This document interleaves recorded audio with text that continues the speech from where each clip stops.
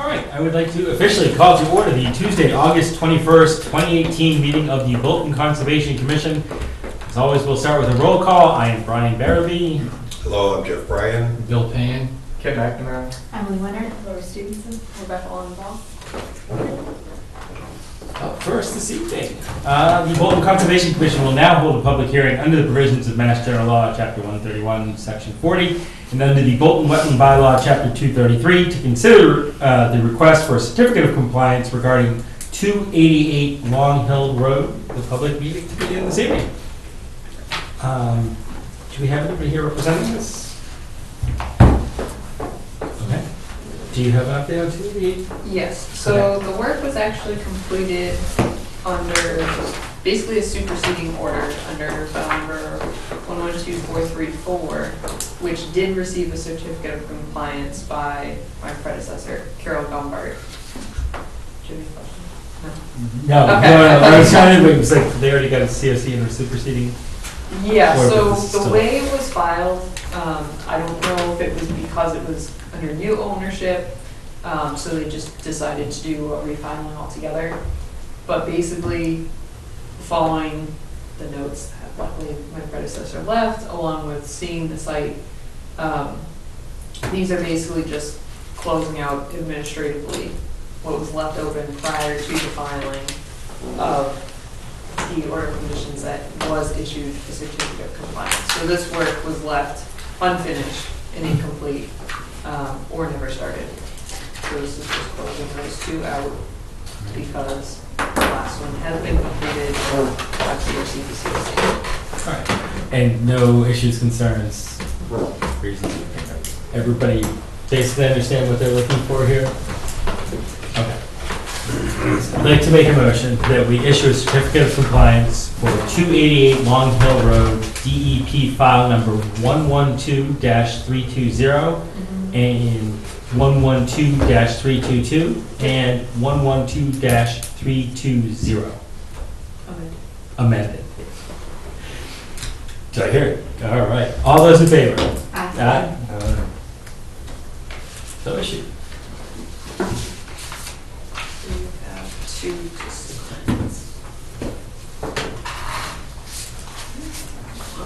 on the second page.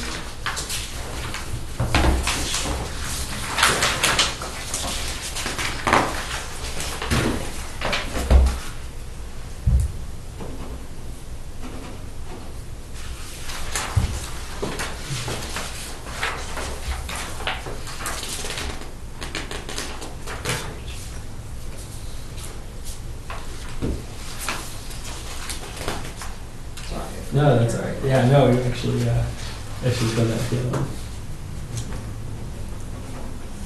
Jeff, you have the second? Yes. That is for, Jeff.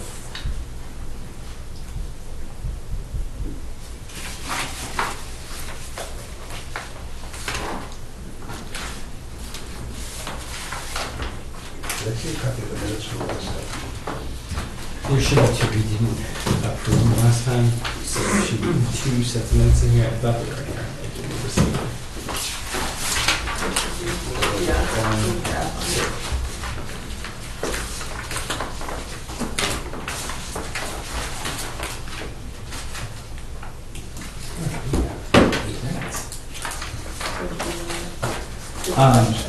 Yeah, why don't we explain that quick?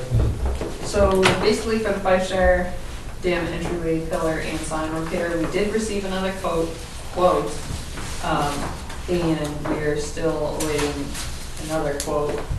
And the quote that we did receive, in addition to the first, is significantly higher than the first quote. So I'm interested to see what the third is and which way it pitches the scale of what this actually will cost. Tend to agree. Yeah, the two different. It was a significant enough difference that I'm not sure where it falls in. So I would recommend that we don't vote tonight, and let's see where that third quote leads us. Yeah. That makes sense. Both quotes for the same effort. Correct. So the second had actually sent in a quote for a project that is in the future potentially. That was the 8,500, the 6,000. You got this quote. That's the quote for the entire, with the structure. Right now, we're just looking at what we had asked for, which was the pillar and the sign that needs to be done before winter. Which answers, I think, the question from last time of what's the urgency of it. There's really no urgency aside from it shouldn't be left over winter. And that was unanimous from each of them. I did reach out to them and say, is there any concern to have it winter? And they said, yes, there was. But anyways, so the 6,000 quote was for the pillar and the sign. That was the same work effort as what was previously quoted as just over $3,000. Did they mention anything about how long you thought it would take to do the work? The first said a day. But how many? One person for a day? 1 or 2 people. Just doesn't matter. Yeah, and That's the problem, because I looked at it, I was Sometimes telling you get Brooke, I looked at it today, and I'm like, if it's just rebuilding the pillar, even $6,000 if it's one guy for a day, that's insane. Yes. Is he charging It's $1,000 an hour? Yep. some people just throw And it. there's no materials. Well, I feel like there is a lot of There's time some associated with cement. cleaning up the original, right, getting mortar off the original Yeah, that might take masonry 20 units, minutes. but I don't know. I don't It's either. one day. I have a feeling it'd be more than a day, but still. That was Curious my to see Even if it was what the other 2 quotes came days, in. $3,000 Yeah, a day. I was hoping when we got this, it was going to be less than the Right. original quote, because Right. that one seemed not It just so much doesn't high, add but up. it was like, it's a lot. You know, I was like, well, maybe this other one, and it was like, oh, no, we're going in a different direction. Right, Yeah. right. Yeah. So I'll be curious to see what the third one has to say. And even like repointing the existing, probably like 2 or 3 days maybe, but I don't know. There's not really much material cost with that. They're trying to reuse a lot of the existing. No, but I mean, like, yeah, repointing oh, is yeah, painted yeah, by I know, it's supposed to mortar. mortar, yeah. Right, so it just didn't seem a little excessive. Yeah, so I would, like I said, for next time. Yeah. See what else comes in. So when's that coming in? Soon? Well, it was supposed to be in Yeah, last today. week, but just like the quote we did receive, it was supposed to be the next day, and then it took a week, so everyone was very busy this week. Jeez, we should call Angie's list. Oh, good. See what the third one comes in at, we might start looking for other quotes. Do you want to talk final deed acceptance? Yes, so basically, which I apologize, I will need you to come in individually if you choose to vote to sign the actual deed, because there was a slight change to it, I forgot to print the second one out and bring it. Needless to say, the final deed acceptance is the open space parcels of the Keys Farm subdivision, which is 258 Hudson Road. Yes. Yeah. Basically the old Bonzoli property that they've started working on now, off of Hudson Road. And it's adjacent to Danforth as well. And so the deed, again, is just for the open space and the trails that are going to be cut in or established within the area, the small parking area. And just basically stating that the Concom does accept management of those parcels. Any questions regarding this? It's fairly routine relatively that we kind of, as the Keys Farm subdivision went in, got out to the sidewalk and talked to them a lot. Is that the place we walked this spring and snow was kind of leaving the ground at that point? Yes. Road trash picking. Yes. Yeah. Yes, all right. Okay, yeah, I understand. So they're looking to we're looking to vote to accept the transfer, right? And then we'd have to sign depending. Yes, so we will have, the Conservation Commission votes first and establishes whether they accept it or don't. Typically, we've worked out before now whether we want it or not, to some extent, but because we do have new members, we don't know. So it needs to be signed though before Thursday, because the Board of Selectmen will be signing it and voting on it on Thursday. Yeah. Is there anybody that would have trouble getting, if we were to approve it, is there anybody that would have trouble getting in to sign it before Thursday? Where's No, that's fine, because I was gonna Town say, technically, we only need 4 of us to accept it, and if you were to abstain from the vote, I don't think you would need to sign. If that makes sense, that's why I was asking if there's anybody who doesn't think they can make it by Thursday, so we can get it to the Board of Selectmen's meeting. Can it be late in the evening or like this time? No, but if that works better for you, we can figure something out. Okay. Thursday, day after tomorrow. Buying the town, just so we get Yeah. Yeah. Right, we're talking the next 2 days, right? We're talking about, tomorrow's Wednesday, so you're talking about So between tomorrow And And So 7 where p.m. would I have to go to sign it? To your Town office? hall, yep. And what time do you show up? 9 o'clock? I'm there early for the 9 o'clock, but it's not open to the public. If you knock on my window. At it'll 8? be in the- Yes, yep. Okay, we can do that. I'll be there. yeah, I don't have a problem. I'm unemployed. And you think you can get there? Yeah. If you're not sure, Kip, if you want to abstain, Yeah. That might not be. able to- that's fine. Or That way- Laura yeah. said, just tell me it's on your bill, and I can swing by and sort of just. It's like here. have fun. All right. I'm going to call for a vote for the Conservation Commission to accept the open space deed from the Keys Farm subdivision. Ask for a yay or nay, and we go around. Lori. All right, Emily. Kip. Okay. Bill. Yeah. Yay, Yay. yay. So we're good, and I will, you might need to, you think to send out an email tomorrow? I'll try to remember to stop by, but if you like bug me, I'll definitely remember.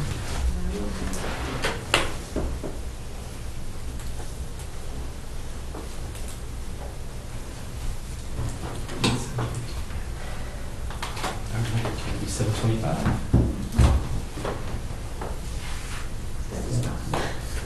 Actually, do we have the?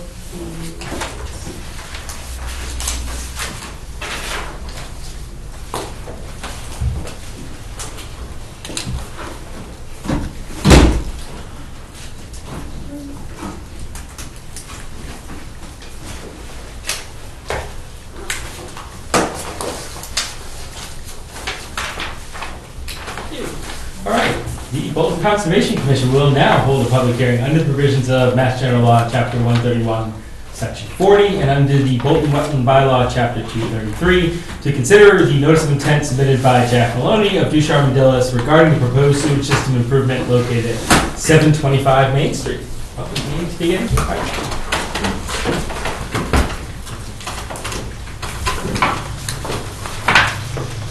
Thank you. Also, DT number? I was checking on the website out in the parking lot, they haven't issued one yet. Okay. So,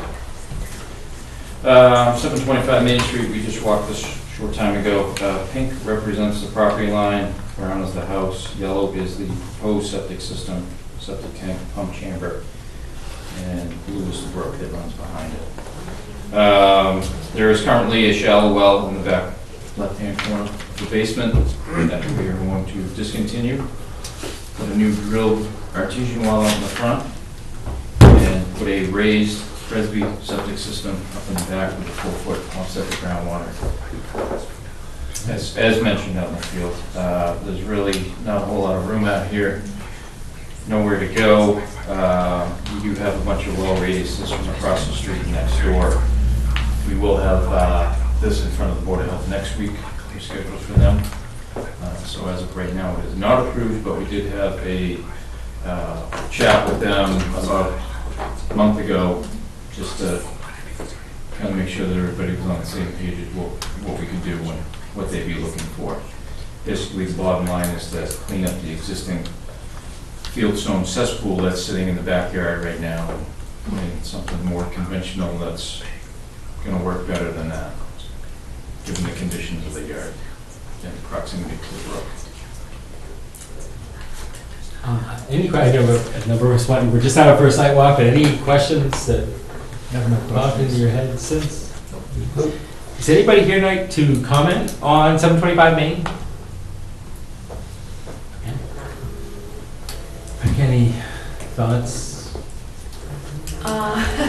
Yeah. Well, I do have thoughts, but, so after reading through the regulations, it is an improvement to the septic system, because the age of the home, which I can tell, I know that was a question from site, and I remember looking up, I don't have the exact date in front of me, but it basically is within dates that grandfather different things in, including the cesspool that's currently there.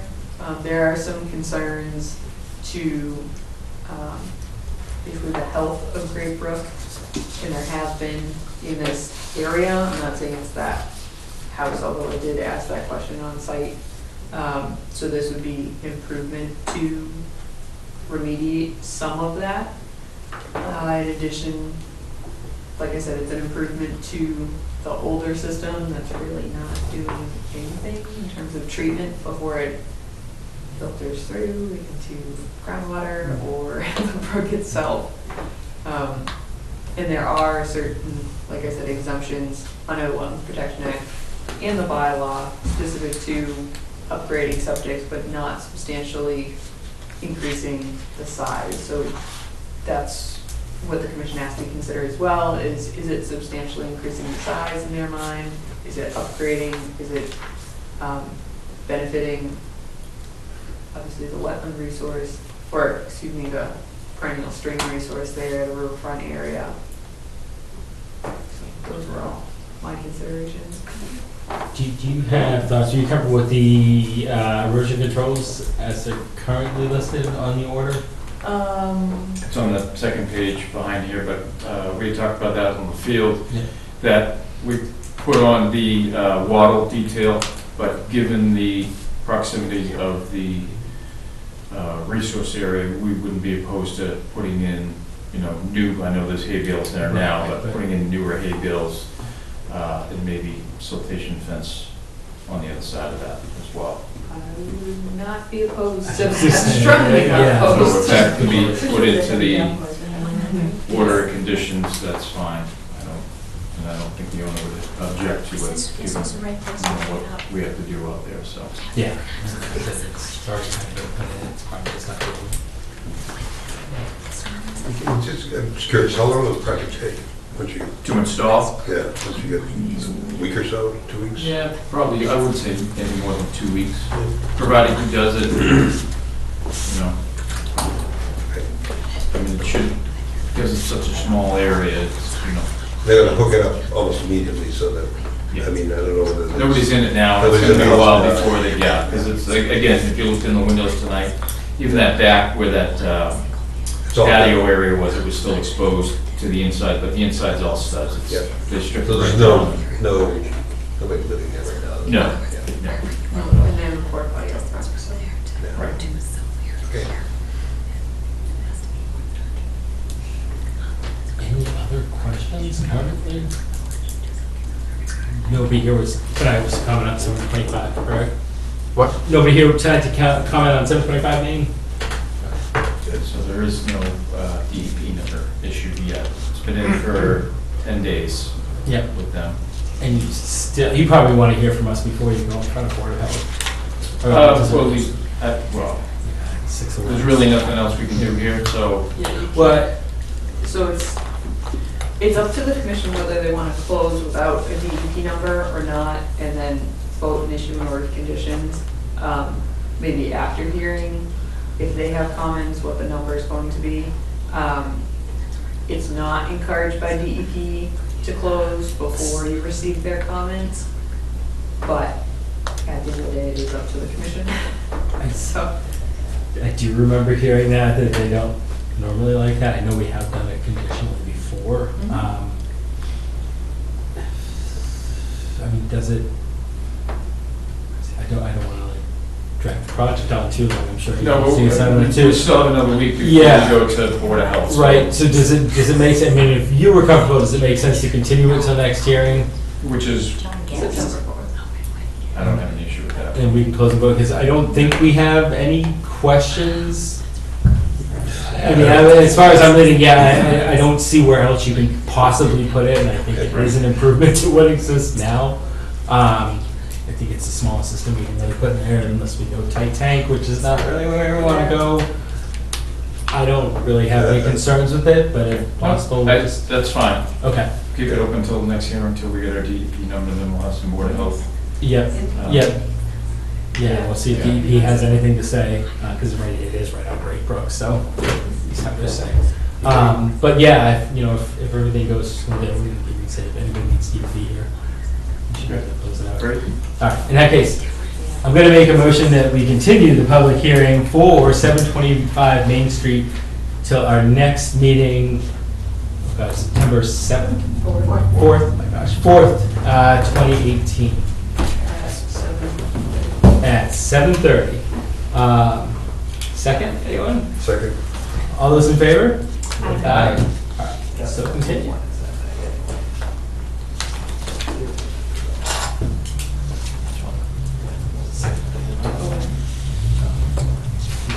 Jack, if it's possible to have a chance to put in some wording about bales and silt fence, that's one thing we might ask. I can, Just in the detail. yeah, I'll change the detail on that before the next one. Just, all right.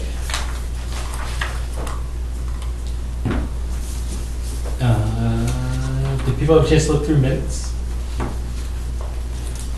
I would like to make a motion that we approve the minutes for the July 31st, 2018 Conservation Commission meeting as submitted, drafted and submitted. Second. All those in favor? Aye. And while we're at it, I'd like to make a motion that we approve the minutes for our August 1st, 2018 meeting as drafted and submitted.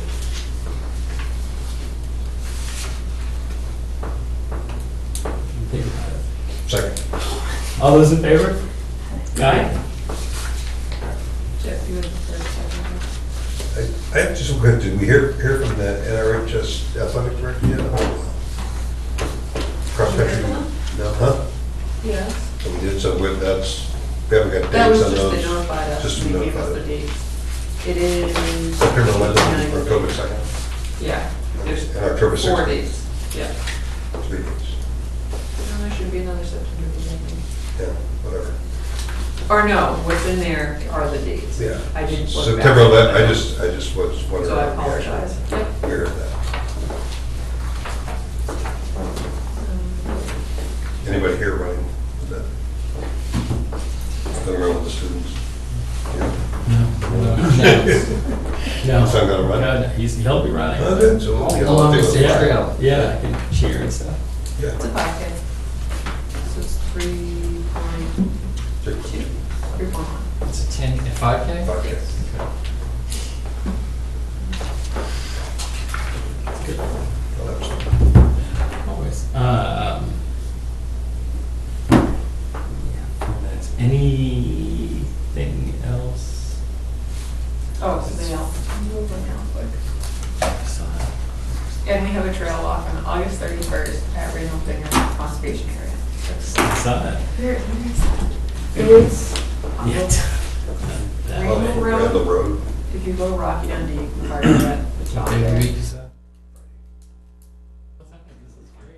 Material. So it's the same material, they'd like to make it the same material as the one that was most recently donated, the granite material. Yeah, but for, as far as policy. Oh, It's, that's another thing we've got to look at Has too. a 'Cause- natural. Yeah, we want to avoid certain things, yeah, I mean, it's, you start digging into it, it's tough, because we looked at the last bench with like installing too, which granite's fine, but if you're going down to certain swampy areas or whatnot, we don't want you bringing in something that can carry the granite. Because you start looking at all these little policies, it Right. becomes this crazy rabbit hole. Might need a foundation for granite. Yeah, and like, all right, well, we don't allow granite in this conservation area, but in this conservation area, there's Right. already granite ones, so, it's, Right. what do you do? Possibly reach out to other commissions, like Concord or whatever, that probably has a lot of Yeah. public trails, or maybe they have a policy. Sure, definitely. That's what I do first. Or most of it.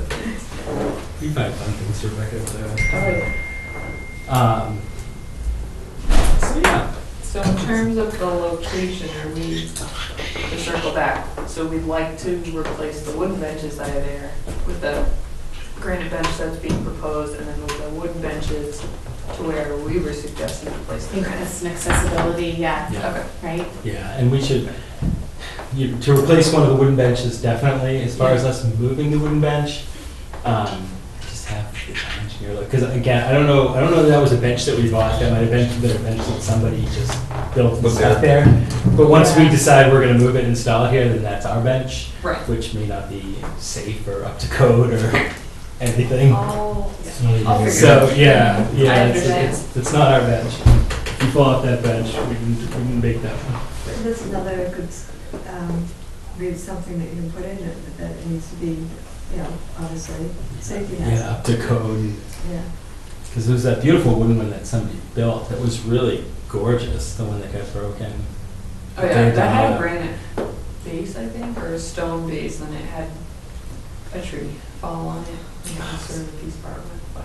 Yeah, it was quite beautiful, but it was very delicate too, where it was Right. like, somebody really tried to lean back in that area where you just kind of break it. Yeah. Them to get hurt. Anyhow. Yeah. But as far as this bench goes, yes, I think that's fine. If they're okay with that location, I think that's the way to go. I think it would look nice there too. Okay. And then in state policy. Yes. Yeah. Yeah. And then we go Just- from there. No more until we have the policy. Um,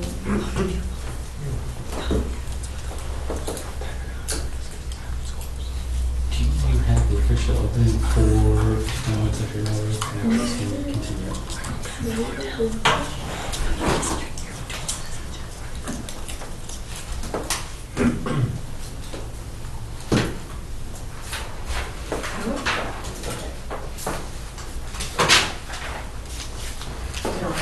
Oh, yeah, that is Have you right. seen the other Yeah. portion that the guy put in? I haven't looked at ours in so long. It's pretty nice. I haven't done that, it's pretty. And, I yeah, don't think I've it's been pretty there. nice. I mean, it's heavy.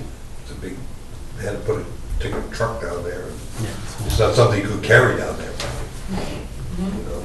So it needs, something that big, you need to get, a big truck in there. Yeah, no, You can't do it, can't do it at Von Hill. Or by mule. Yeah, put it on horseback. In the winter, on the sled. Yeah. Yeah, Well, see? That There you is go. true. Come on, our Bolton forefathers would have found a way. The Bolton Conservation Commission will now hold a public hearing under the provisions of Mass General Law, Chapter 131, Section 40, and under the Bolton Wetland Bylaw, Chapter 233, to consider the notice of intent submitted by Scott Goddard regarding the proposed driveway improvement located at 21 Century Mill Road. Hearing to begin this evening. Rebecca, do we have an update on this? Just that they have requested continuance until our next meeting, which is September. So, that said, I'd like to make a motion that we continue the public hearing for 21 Century Mill Road until our next meeting, September 4th, Second. at 7:45? Have a question? I have a question. Oh, I'm sorry. I have some photos and some videos that I want to get to you. Sure. I sent Rebecca some photos Yeah. that relate to this property. Sure. So is there an email address where I can do this? I tried the Yes. conservation thing, but it's So like if you. 2 megs limit. You should be able to, when you send your email, it should give you an option to resize what you're sending. That's a video. Oh, Here's the videos of Danforth Brook yeah. flooding through the forest I, onto my land. if you can take screenshots of some of the video, I'm sure Yeah. that would be sufficient. But aside from that, I don't, unless you put it on a USB, that would be a way to transport it, and then I can download it I can to give my you, desktop. I can give you the videos right now On a chip. USB? on a, how about on a film card, an SD card? I don't have a way Reader. down to, You know, it's a download on it's my a desktop. little camera card. I know, but I Do you have a don't slot on your computer? Yeah, Okay, I'll give it to you. yeah. I would like them though. Pardon me? I said I would like them though. I'm not saying I don't want them. Yeah, I think you'll be interested. Yeah. I did send you some photos too. Okay, excellent. Okay. I don't know, when did you send the photos? I'm always late in the game, Okay. like 20 minutes ago. Okay, I was gonna say, I haven't gotten that. There was a lot going on today, so, okay. I will take a peek at those. And Thank you. We'll definitely take a peek at those too. Okay, Yeah. great. Just Yeah, talk about so I that will area forward it as to a, them. yeah.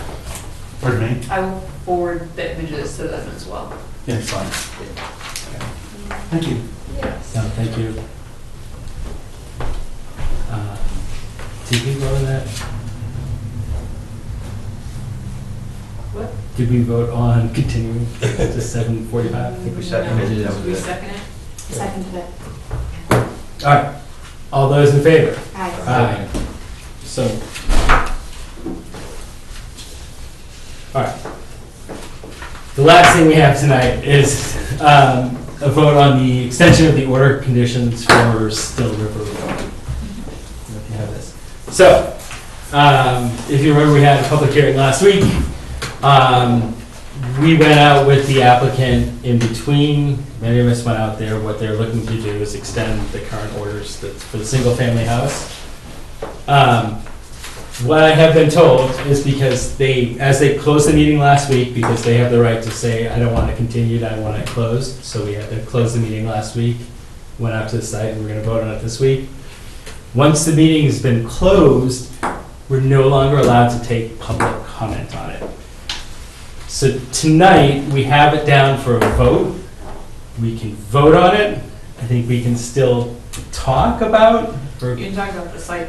we can talk about the site visit, but we can't take public comment this evening on this project. Does that make sense? Everybody understand whether like or not? So, that said, we'll call for a roll vote in a little bit. Trying to remember who was out on the site visit. Yeah. Are we out on that? Is that the one right at? That's the one right on the border. Yeah. Yeah. And then another word, if you remember this one. There, Can I ask? well, if we I haven't can- voted yet. so Yeah, do you haven't you- voted yet, so can Right. can I ask if I can ask a question? Sure. Okay, Please, if you could introduce yourself first, please. pardon? If you could introduce yourself. Okay, I'm please. Kathy Onassis, and I live on Still River Road, I'm in a butter. Our well is down towards the street on Still River. So I'm concerned about the placement of the sewage in relation to our well.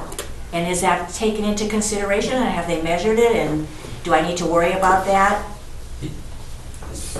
So during the original permitting process, it would have been taken into consideration. It's more specific to planning board most likely in terms of stormwater from the leach field that's proposed for the single family home. But that was included during the original permitting process, which was in 2015, I believe. There was no stormwater in this current order of conditions. It's not subject to the Massachusetts stormwater standards. Right, so there's no stormwater plan and as a single family home. So basically, that's saying where on a subdivision, you have that plan that's submitted. It's a pretty hefty document. DEP reviews these projects as well, and they had no further comments regarding the stormwater. So that's where that basically ends, I guess. So Sure. if I'm hearing you correctly, Yeah. and I can ask this, Absolutely.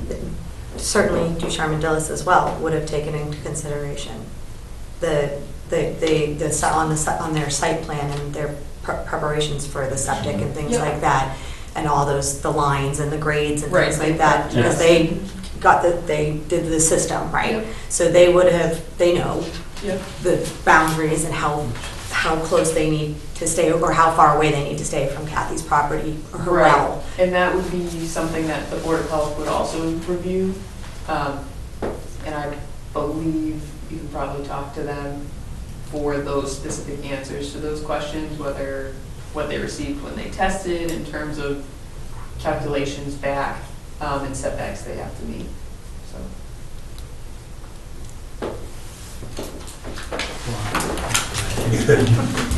It's not public comment. I wanted to just, Yeah. I guess I just public comment, but it's good public comment.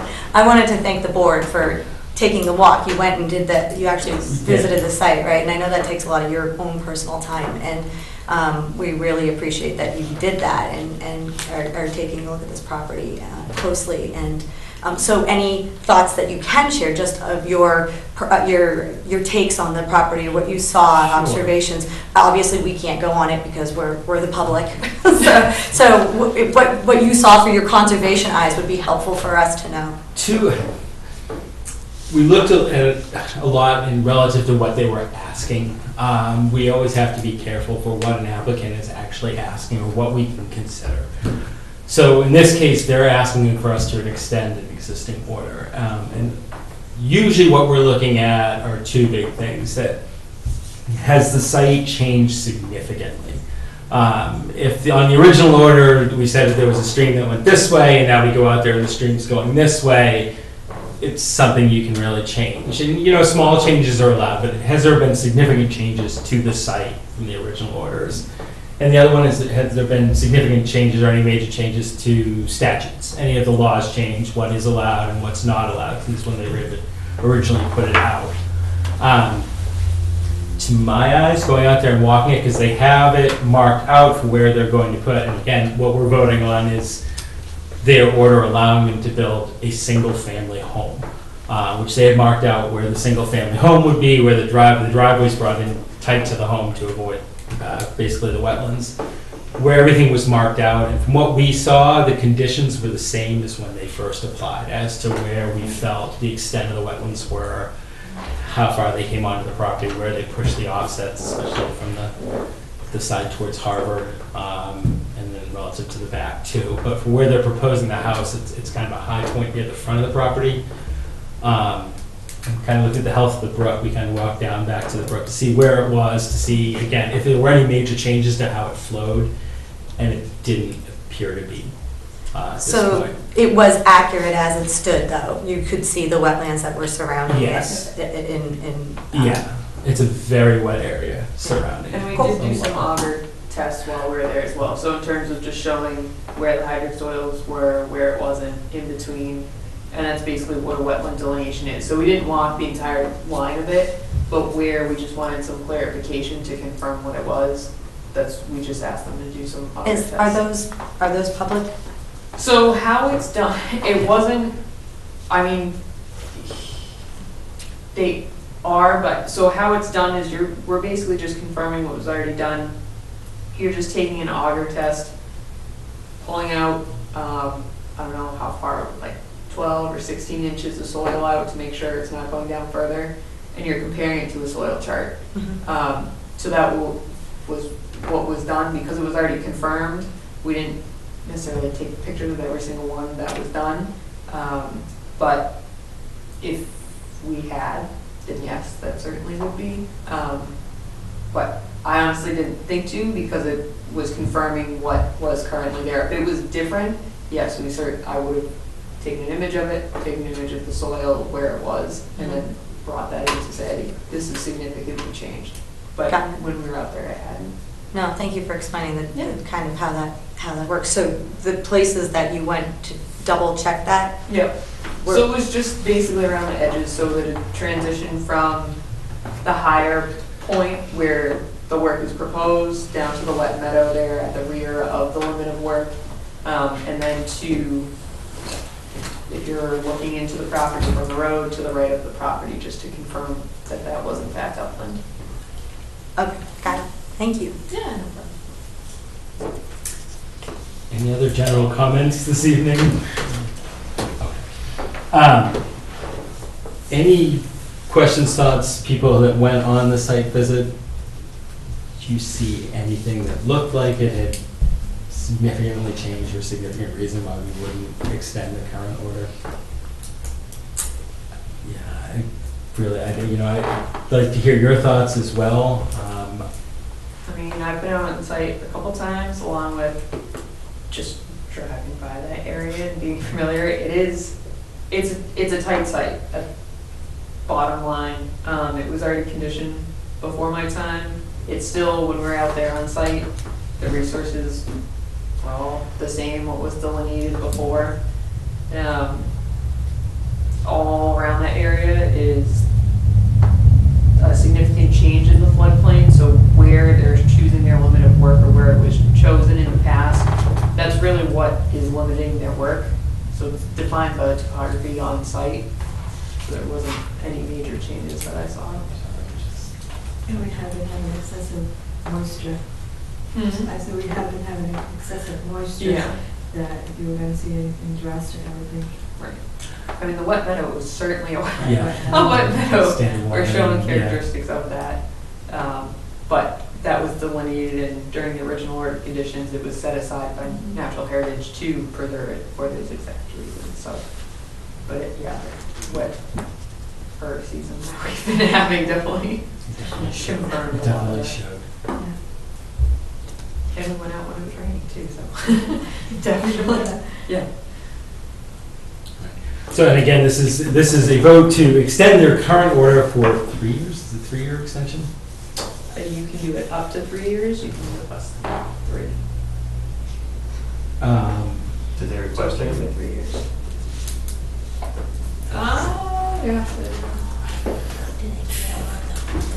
I believe it was the maximum amount that was requested.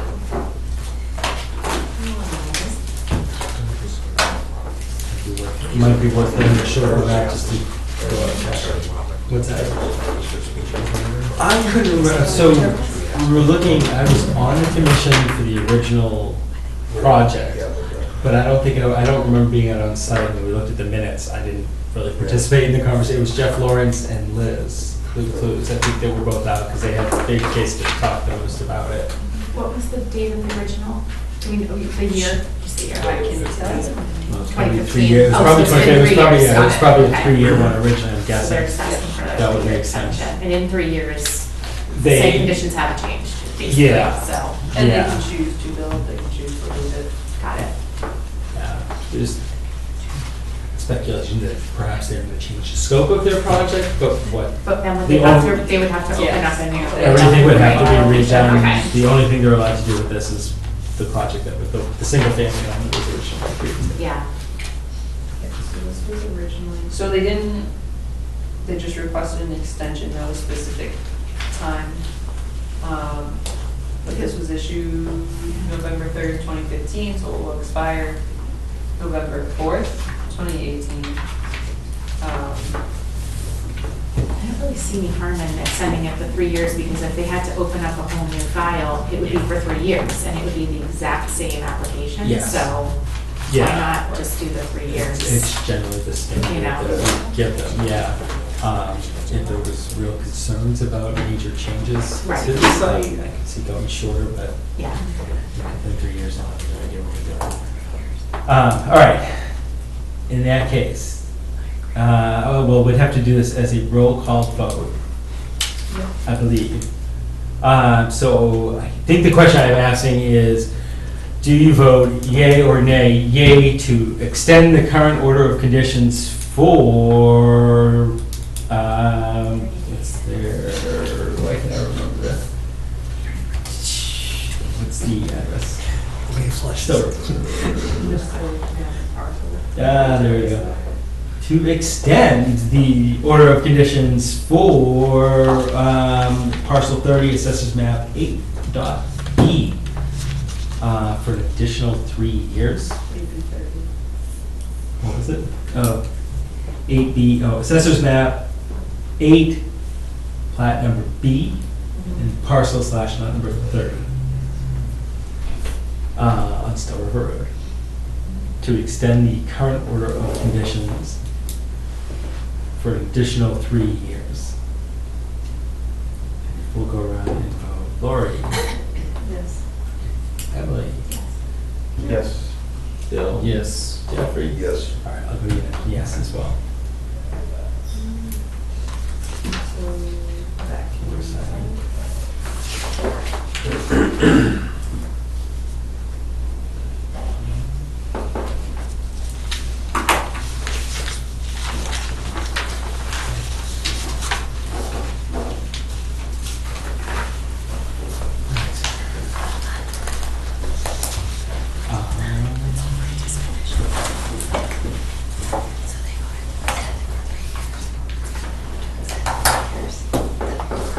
When you were done, did you want to discuss Century Mill, or did we kind of have It's up to you, whichever one. Ocean River's here, we're looking at Ocean River Okay. first. That makes sense. Hi. Can I speak from here, or? Wherever you're comfortable, yeah, if you want to come sit up, please. Okay, let's just, on the table. Please, yeah. It's like a munchkin. Like a munchkin. Oh, no, I brought my coffee. So I'm Rob Moyer, the Executive Director of the Ocean River Institute. And I want to talk to you about lawn care, reducing the amount of fertilizer we put on lawns. In 2012, in July, 16 striped bass were found, and a horseshoe crab were found dead on Long Pond, which is a saltwater piece of the Nantucket Sound that's connected by a causeway. And the locals looked at the lawn stretching down to the water's edge and said, that's the problem. You can't tell from the nitrogen whether it's from fertilizer or from septic and sewage. It all looks the same in the water. But what had happened was that the fish had swum into, I don't know about the horseshoe crab, but the fish had swum into an ocean dead zone where there had been so much algae blooming that it had consumed all the oxygen. And algae blooms for three things. It needs daylight, it needs warmth, and it needs nitrogen to feed on. In the ocean. In the freshwater, it's phosphorus. But we're just talking about fertilizer, so we're glomming together nitrogen and phosphorus. So they responded by setting up a bylaw that said, instead of putting down 5 pounds of fertilizer per 1,000 square feet of lawn, only put down 1 pound, a half pound in the spring and a half pound in the fall. And they voted that as a bylaw on November 13th, 2012. And the industry wasn't too pleased about having, less fertilizer sales. So if you put down 5.1 pound per 1,000 square feet of nitrogen, it starts to burn the grass. So the way they came up with 5 pounds, 5 applications in the spring, Labor Day weekend, 4th of July weekend, Memorial Day weekend, good science there, and in the fall, was because if they did it any more frequently, it would burn the grass. So this is literally the maximum amount. It's like the toothpaste ad where you see the toothbrush and they managed to wave the tube of toothpaste onto that, you put that in your mouth. So the industry went to the Attorney General and said, the state knows the science of lawn fertilizer better than the town of Falmouth does. And so I wrote to them, I had all those Ocean River Institute people writing saying, no, don't do it. But they had to follow the rule. And yeah, the states are smarter than the town.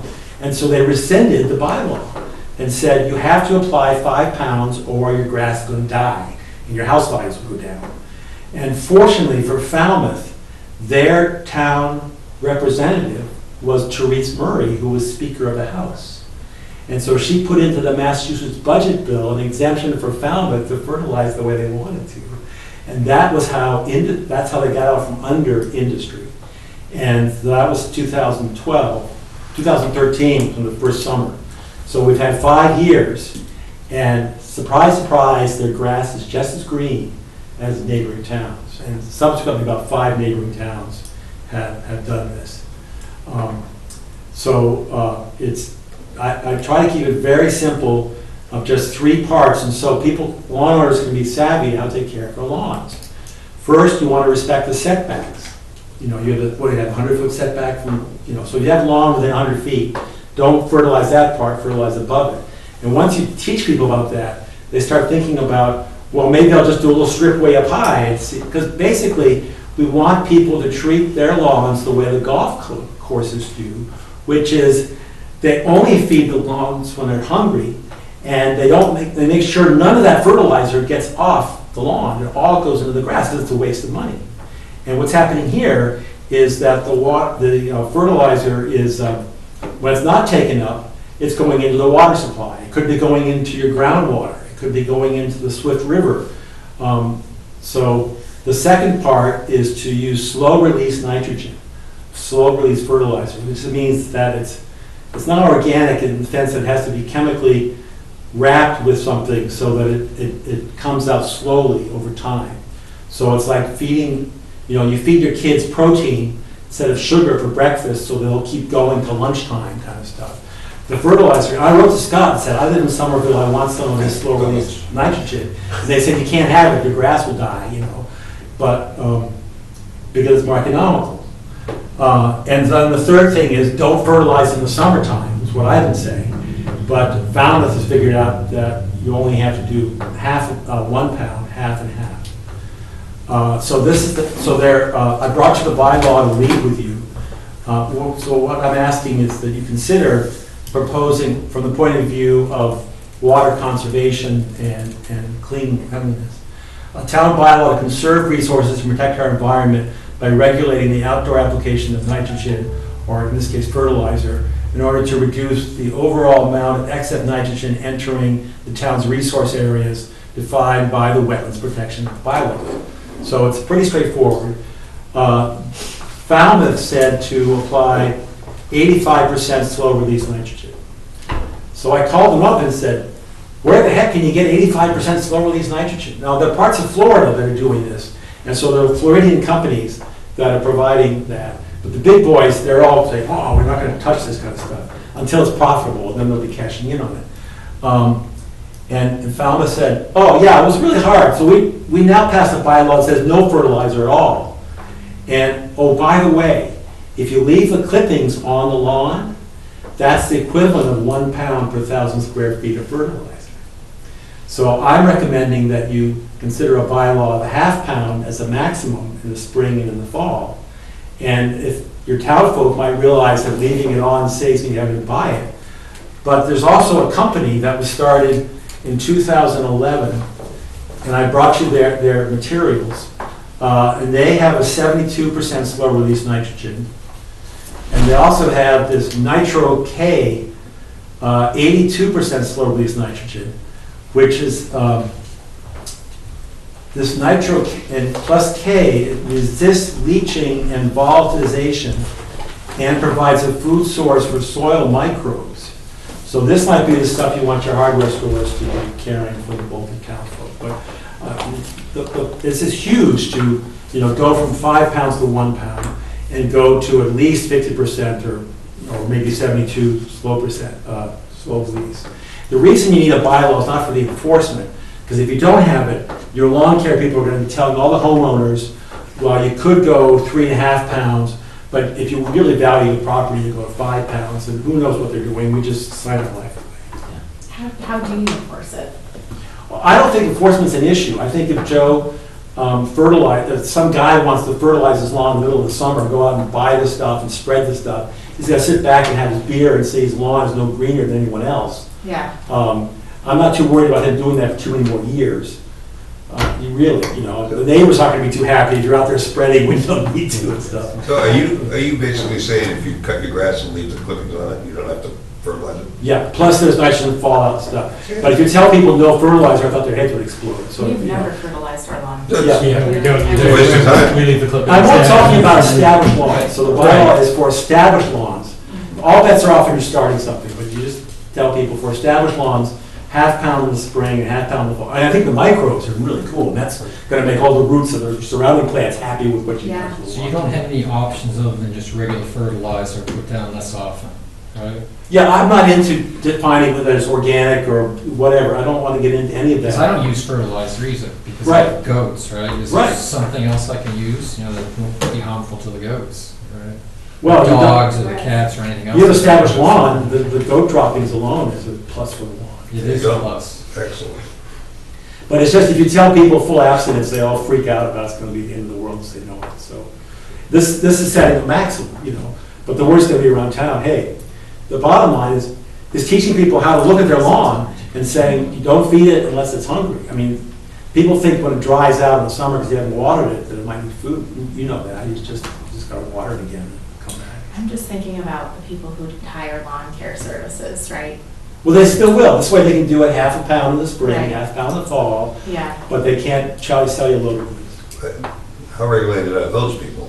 That's They're not gonna do my it. point. This And is what the bylaw does. The bylaw I regulates. think it's great, I'm just sell. curious how you enforce it, implement it. You know, I keep seeing posts about, you know, there's a lot of people in town who want to spray for mosquitoes and ticks, and it's like, they don't bat an eyelash, they don't want to be inconvenienced, Right.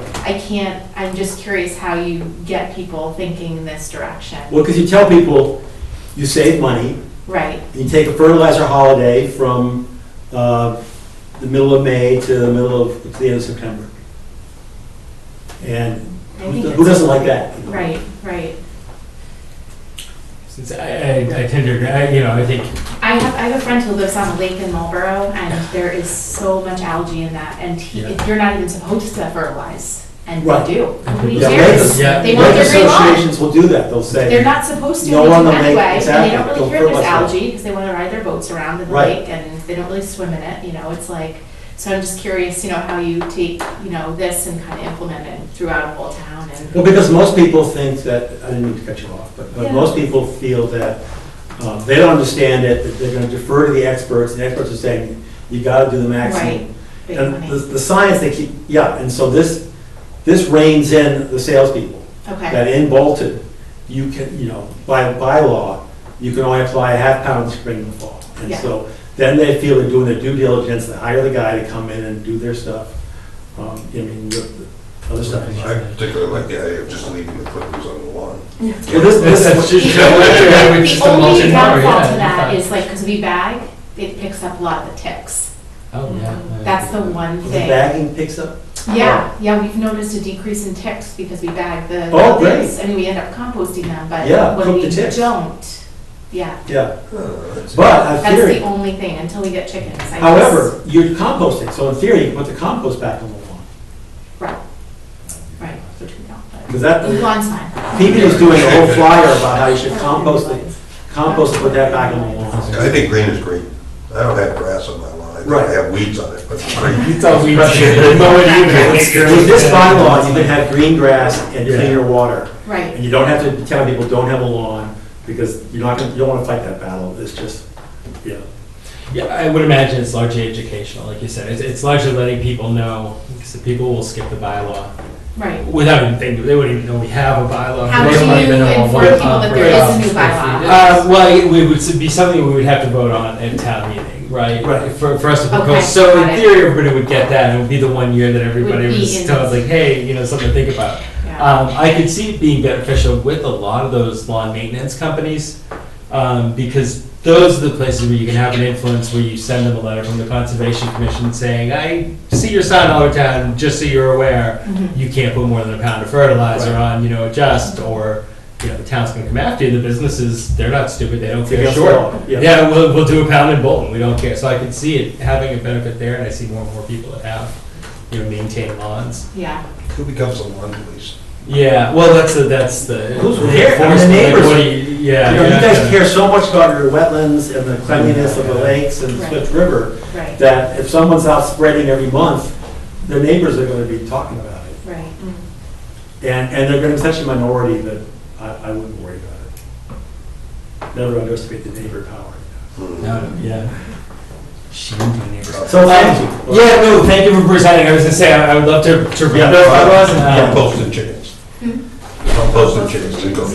And goats. You're welcome to talk to Falmouth, they're happy to talk about it, but they're urging me to tell everyone. So I've written to the other 355 municipalities in Massachusetts and said, hey, this is grassroots, this is from the bottom up.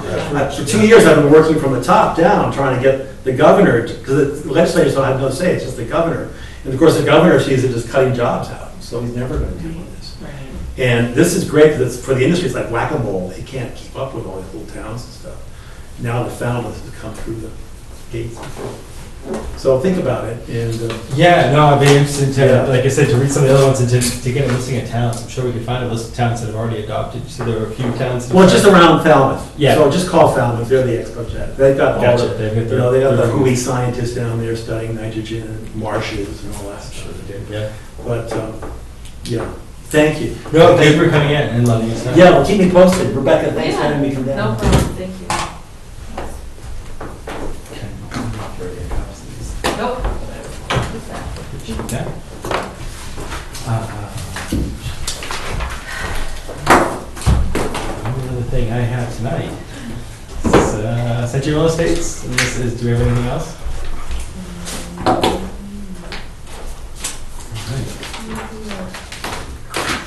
Okay, so, Give all my developments. what'd you say? No. Forget. I remember seeing a letter where I can't remember where they're based out of. I don't recall. I'll figure it out. No. So, over the weekend, I don't know if it's made it to social media yet, but one of our largest developments at Century Mill Estates has unfortunately had a diesel fuel spill on lot 19, which, sorry for people down at the table there. I basically just highlighted on the plan where lot 19 is, where the spill occurred. The dotted line, so this is to orient yourself as you come into Century Mill Estates off of Spectacle Hill Road. This is the main road, and you continue up. And this is where the developer's office and trailer used to be, and they've now shifted that and moved it because they've developed this lot and this lot here, and they're well established and stabilized. This is the detention basin back here on the drainage easement. There's a berm that goes around it.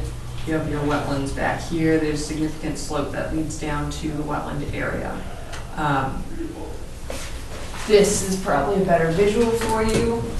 Again, the circled area is where the source of the spill was. It originated from a tank that was damaged. What kind of oil was it? Like oil? Like Diesel. burning oil? Diesel. Oh, diesel fuel, okay. Was it a tank on a vehicle or a tank No, holding so fuel? it was a tank holding fuel exposed. Exposed meaning there was no barrier protecting it. It was temporary, actually placed over here, and it had recently been moved here to the front corner of the lot.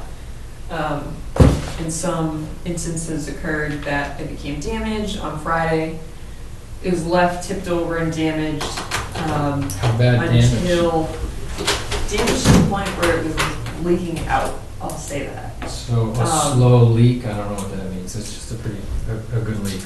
A hole's a hole, I don't right? know how slow it is. Yeah, so it leaked is the point. The container, I was told, was estimated to hold, a very good estimate, to hold 78 gallons, and they only recovered 12 gallons from inside the tank. And it was full. And it was full, to my Okay. understanding. So that's Um, So that was the area where the source was removed in an appropriate and responsible manner. The upland area there on the level area was remediated. They excavated the soil, tested it, replaced what was clean, basically enclosed what was contaminated. That will be tested again by a lab, and then it will be removed and recycled appropriately. Right now, though, it's actually stored under plastic and in plastic and wrapped up within the area that the original source came from, just so there was no further contamination. The unfortunate part is it wasn't reported until Saturday, so it went almost 24 hours, if not exactly 24 hours, leaking. And it also rained Saturday while they were trying to remediate what had spilled in the level area. And as you can see here, so this is the front corner of the lot. It actually followed, there's a small swale almost that's naturally formed by the grades on this lot and this lot, which these grades aren't shown on this plan, but and it came down, those arrows are directing it straight into the wetland. It ends about 5-10 feet away from the vernal pool. This is also an area which is marked by the star on that lot.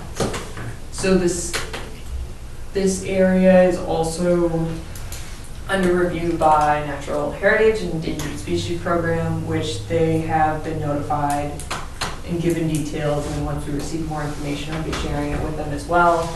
DEP was out Saturday evening assisting in the remediation of the site to try and get it as controlled as possible. Our fire department was also out and trying their absolute best to get things contained, to make sure it didn't further encroach. They were the ones who walked into the woods to discover that it had basically traveled that far. So in general, there's an emergency certification they're working under now for the remediation of the site. Their question is I guess just one part. The immediate need and what's necessary is to remove obviously the contaminants from the resource area. Yeah. They have obviously been working in the upland area. Nothing's been done in the wetlands. No, so they've been testing to see the extent of it. They have flagged off what they've tested thus far, but I was out at 7 a.m. this morning.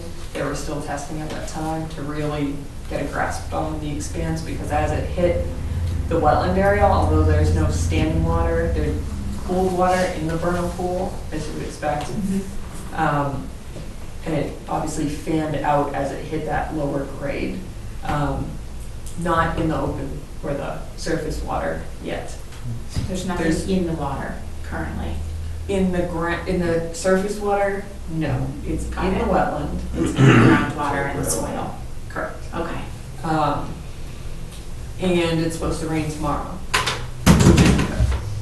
So they would like to use a vacuum truck to go down, get the material, loosen it with shovels, pop it up basically off the top, and suck it up, the vacuum. The vacuum truck will be parked along the top of the berm, which is about here, which the berm is made to be an access way to basically maintain and clean out the basin.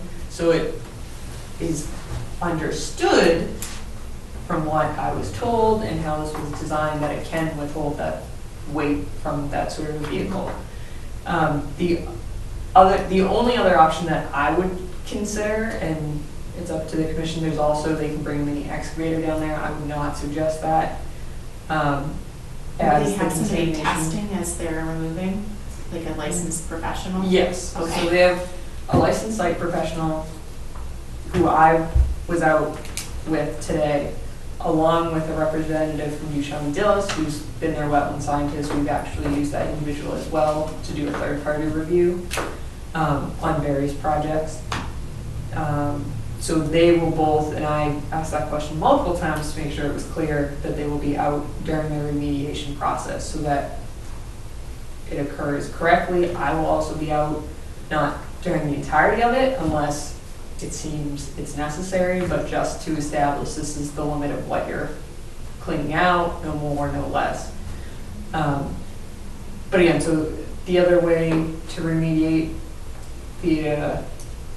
so there's a vacuum truck, new manual removal, literally shoveling buckets, trucking back and forth, or you have the mini excavator. I would not suggest the mini excavator because you're bringing in heavy material into a sensitive area that you've now altered and polluted. The vacuum truck, I was leaning more towards, but I'm really between the manual removal. The vacuum truck, you're still going to have at least 2 people down there with shovels to loosen it up. I feel like Drag the it'll hose. be faster though than It will, buckets. and that's the Especially difference. with rain coming. Yep. Are they doing it tomorrow? You're thinking tomorrow or tonight? They were going to call today just to see, in the event that the commission was okay with it, that they could get it as soon as possible. I don't have an exact date on that. Yeah. They were hoping like later today or tomorrow. I told them I can't get an okay today. So it's either tomorrow or Thursday, but I was told that they can work in the rain with a vacuum truck, so. Sounds like the most. So that's question one. Start it up. Do you want us to debate question one first? Yes, Okay. okay. Start her up. So, yeah, so I tend to agree with no excavator if possible. With the vacuum truck, my thinking is if they destroy the berm, they're gonna need to repair it anyways, right? And if they think they built it to withstand the vehicle expediency wise, I'd Right. say I'm fine with either by hand or with the vacuum truck. How big is the vacuum truck? Pickup truck with I think it's more than a size? Do you want me to Google it? Two-wheeler. Yeah. From my Like an understanding, oil truck that size? It's like something from Wind River or something like that, that's gonna go in there and suck all this stuff. Yeah, it's, yeah, like a, Like a, septic system Yeah. kind of That's thing. what I was thinking, like Which a is not septic very truck. big. Huh? A septic truck isn't that big. Yeah, it's like a septic truck. Yeah. But once it's in place on the berm, it doesn't move at all? They can just. Yeah. It's a mini excavator. Yeah. Yeah, oh yeah, like a home oil, I'm thinking of like a, you No, know, home Shovel, with yeah. the, you know, Which is You know, designed, backhoe. or, you know, if you have a that's double what I'm toilet. saying. Yeah. yeah, it's like a septic truck. Yeah. Yeah. With a big hose on it. Yeah. Yeah. They pack it in one spot and they just keep walking it back out. I feel like too, if you've got people hauling buckets, well, I guess you're gonna have a They tester try on to more site. Yeah. I feel like it would be, get to a point where it's like, you know, not full, Mhm. energy. How far into down, it. how far down are they gonna go? Probably a foot or so? I do Yeah. not have an You should- exact answer for that. I'm a little scared for the answer. I don't think You know, it's fast deep. that stuff Will they soaks be in in. contact with you though? If they go Yes. down 18 inches and they're still finding So, Oil. oil, like I right? said, Diesel when they fuel. start, I will be out before they start vacuuming, just Yeah. to be sure we're not removing too much, we're not removing too little, Who's paying and for this? establish they are. That's, Yeah. oh, they definitely are. You are. No, thank you. Oh my gosh. I'm just curious. Well, you can So buy one of we're those houses. okay with the vacuum. What did they Yeah. replace it with? I mean, after they take all that out of there? That's coming. Okay. That's coming. Okay. Your yard. We'll We'll see. Feed it to the goats. Usually, in the past where we've had to, and I think with like Century Mills where they've removed things with an excavator, Yeah. usually we say if they're gonna do that type of work where they go down a berm, that they need to replace and repair. Right, they're restored. You restore your egress as well as possible. So no big tire ruts, they would need to replant it and to make sure. So it should look like nothing's been down there. Hopefully. So what was part two? So part one is we're okay with the vacuum, I mean, we Yeah. or we're Yes. not? I think that's, Seems like the best option. start her Okay. up. Yeah. That's Get her in there and Yeah, stop start fucking. cleaning up. Like, Okay. I mean, the stuff only goes further down, I mean, the more rain goes on. Although diesel fuel is lighter than rainwater, so, right? So, just fans out So across it the makes top. flows. Yeah, It and might just go into the coats water. and covers surface everything. Yeah, water. which, yeah. So, So, yeah. you know, it's even worse. yeah, so this is what they've done. I only took a couple pictures because it was just basically the expanse of it in the wetlands. This is, if you're out on site for any reason, or if you'd like to go on site, please let me know, and I will guide you along this. This pink flag is basically one of their test points. There's quite a few of them, and then there's some flagging basically ending the test point, but you can also see where it went through, because obviously the water was dragging it. Vegetation's basically brown and So what did they discolored. vacuum up? Everything? Soil? You got it. So they're trying for just the soil, but because of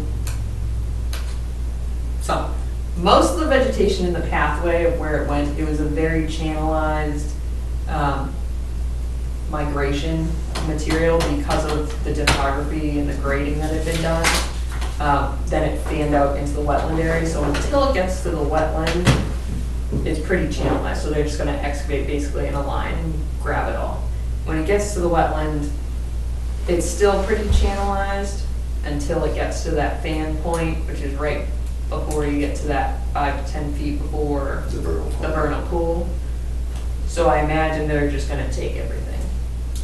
If they can, they'll try and salvage some vegetation, but the point is to clean it up, obviously. Any wildlife? If it goes into the back. You know, I have no answer for that, and I can't answer Those that guys are not allowed if they're the diesel Yeah. fuel.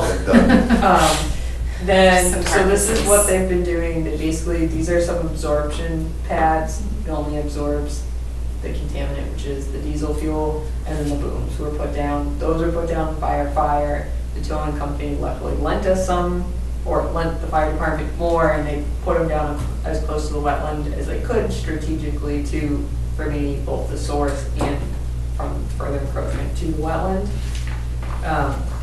So again, huge thank you to them for being proactive about that. They actually, the fire department, or the fire chief did take a ride down to look at the stream. It had, with DEP, it had not migrated down to the stream, which is great. And you can confirm it by, in fact, walking into the wetland. So part two of my question to the commission is, we have the emergency certification for the remediation. They need to file a notice of intent once they've completed the remediation work, including the restoration work, which they will be required to do. So my second question is related to enforcement. And I know for a lot of the new members, this is new, but in this circumstance, I can tell you right now, it's a pretty big mistake to make, and it's pretty egregious. I was shown some pictures, which I will forward to everyone once I receive them, of when it first happened, and you would walk and the fuel would just pool up. And that's in the source area, so it wasn't like that today in the wetland resource area, luckily, because they did the remediation work that night. But that's not to say, obviously, the material didn't migrate down. So there's two ways to go about it. To issue an enforcement order, so 3 options, I guess. To not issue an enforcement order, just have them work under the emergency certification, and then under the emergency certification, we've conditioned that they have to file a notice of intent with any restoration work in and after the fact notice of intent. Option 1. Option 2, remediation work, still have to do restoration work, still have to do that NOI, but we also issue enforcement for the alteration and pollution and changes to the resource areas.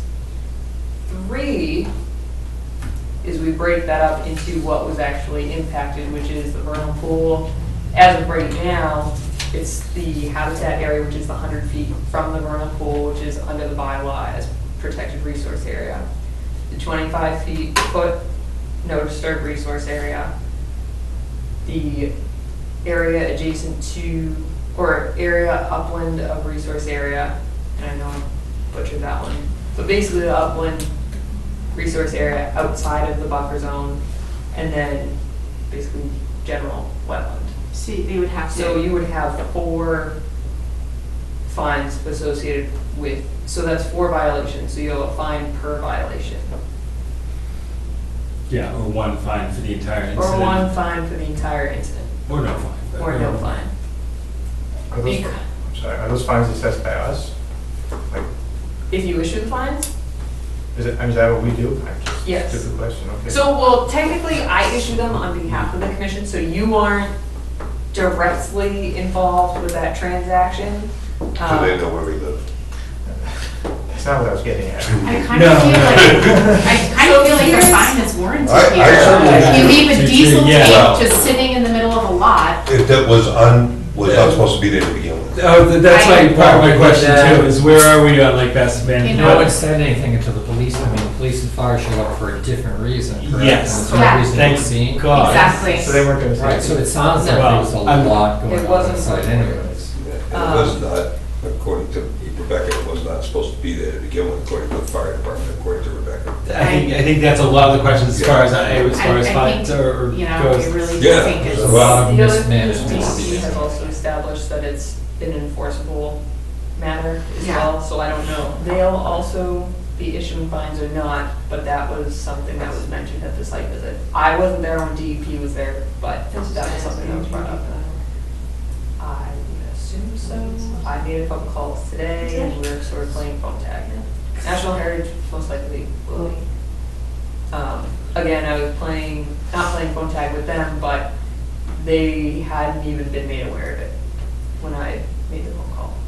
If DEP issues one, is it necessary for us to issue one also? Well, again, it's up to the commission. Under the local bylaw, I would say absolutely.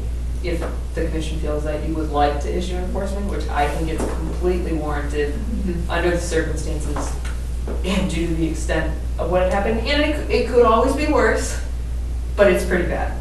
And then in addition to that, even if, like we've seen, or the newer members haven't seen, but on other issues in town, DEP Natural Heritage will do a separate enforcement, and we issue under the Wetland Protection Act and the bylaw. So it's completely... I'm not double dipping, it's a separate. Right. So regulation-wise, you're double dipping, but not really, because they're a state agency, we're a State local. bylaws and local. Yeah. Right. I don't really see the need in breaking it up though. I mean, Yeah, it's a tough one. And then- It's more punitive in certain ways. It's allowed to be there, but it almost I seems think like the fine is warranted, the infraction enforcement is warranted, but then like going and breaking it into four is kind of. I think it should be based off that one incident. Right, one, right. One set of effects. Right. Your part. So- Labors on your part. That's fine with me though, because to be honest, knowing relatively the sites in general, these areas were specifically set aside for open space. Natural Heritage basically, when this subdivision was proposed, pushed back their survey overlays and said, okay, we're gonna put a subdivision here, but you are going to protect A, B, C, D, open space areas. This is one of those areas. And to me, when you go through the bylaw, these are separate resource areas. So, I mean, again, I'm totally comfortable with whatever the commission would like to do. I understand, but when I go out there and look at this site, it was okay, it was in the wetlands, it's upland. All right, it occurred from one event, it migrated down, but the one event could have been contained. And it wasn't. It was ignored. Okay. And then we had a rain event, Right. and then it migrated down into the wetland. Okay. And then, My guess is you wouldn't know about it today, if, you know, the No. fire department had. Oh, sent that's No. my guess too. Right. Yeah, it can't be No. assumed, but Right. that's my guess too. so Yeah. the I've town, never heard about that, ever. the town probably wouldn't even know about it. So You know? given the circumstances, It's a guess, you it's a think that guess. it's more appropriate to So- do the four? Fair. Yeah, so I'm not even talking about that we would not or had known about it. That aside, Right. just the fact that it was sitting at a source in a containable area for a period of time, Yeah. and then it migrated. Right. Got So it. you have a significant amount of time where someone, whether it was the person who caused it, whether it was someone nearby, you smell it, you see it, Don't do anything about it. close it off. You didn't do anything about it. Right. It took other individuals to notice it. They did the best they could. And it's sort of holding someone responsible, but also, again, breaking up into the resources that are listed in the bylaw.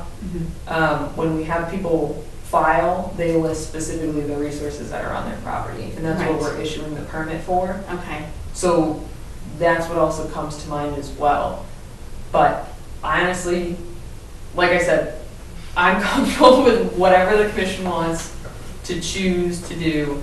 I will support you 100%. That's my position. But I certainly think there needs some form of enforcement. Yes, definitely. I tend to agree.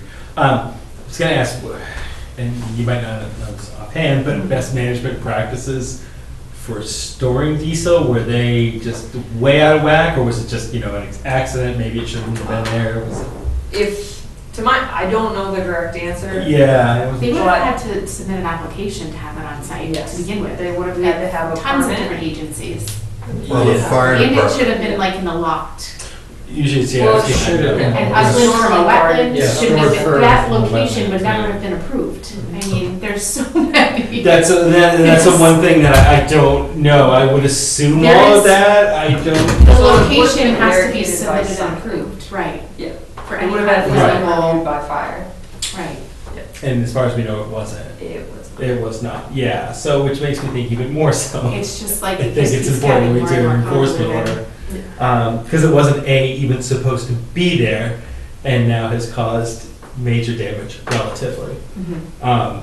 So I would think an enforcement order is Enforcement, I- that's it. absolutely, well, and it's already cost us money, right? We have to pay for Rebecca's time, we have to pay for volunteer fire department's time, like the town is spending money That's on right. this. That's And right. there was, right? The other thing is that if they, when the guy did this, whoever knocked his tank over, if he just said to the fire department, hey, I knocked their tank over. Maybe they didn't notice. Did No, it's bang been a done. hole in it? I'm trying to understand. It was Friday night. connected to, Yeah. You know? Knocked over, right? and the image that I saw of the tank, it was knocked over, Yeah. indented. It was Friday night. Yeah, time to get outside. 5 o'clock somewhere. During the Yeah. day. That's what I'm thinking. Well, that's you can call your boss and tell him you just spilled 70 gallons of diesel. You're not going Or home you at that just point, have or you one. just keep going. Yeah. Yeah. We should take that offline. So, we haven't done, when's the last time we did an enforcement order? I think this is like the third time it's been on the commission. Did we never had a guy in, there was, We did it a different way, We, was the guy down there in Main Street? different, oh, no, We didn't do an That enforcement order on was- him? no. We just made him clean it up. So we started the process by Right. just sending a letter, and they came in and filed yeah, enforcement yeah, right away. that's right. And then what about the farm guy up on Berlin Road that cut it was early on in my tenure. Yeah, I no, thought we I had remember. something up there where the guy was, he's an out-of-town farmer and he just cut all the trees down around a brook. Yeah. Did we find him? Yes, Yeah. so that was the, I sort of came in on the end of that. Yeah, So me there was too. already an enforcement order going on, and then that one, that was the example of DP Natural Heritage did their own form of Okay. enforcement at the same time that we were choosing our way. So this is a new learning experience for us. Yeah, it's not what we often do. Excellent.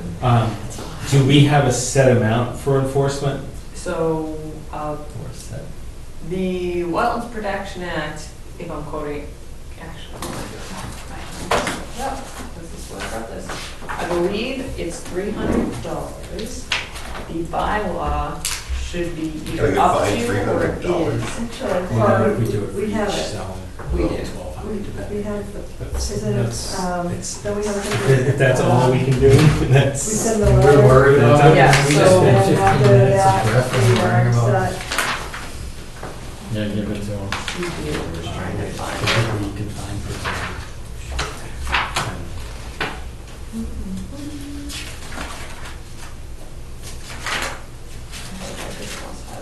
75 gallons of diesel is a lot of junk. What was that, what that been used for? The machines? Well, yeah. Yeah. and Bulldozers Right, and right, stuff okay. like that. pickup trucks that are diesel. Yeah. Yeah, I mean, These I'm guys just trying to usually have- understand, but if they're using it for the machines, like, why wasn't it on the plan somewhere? The storage? Because it wasn't permitted.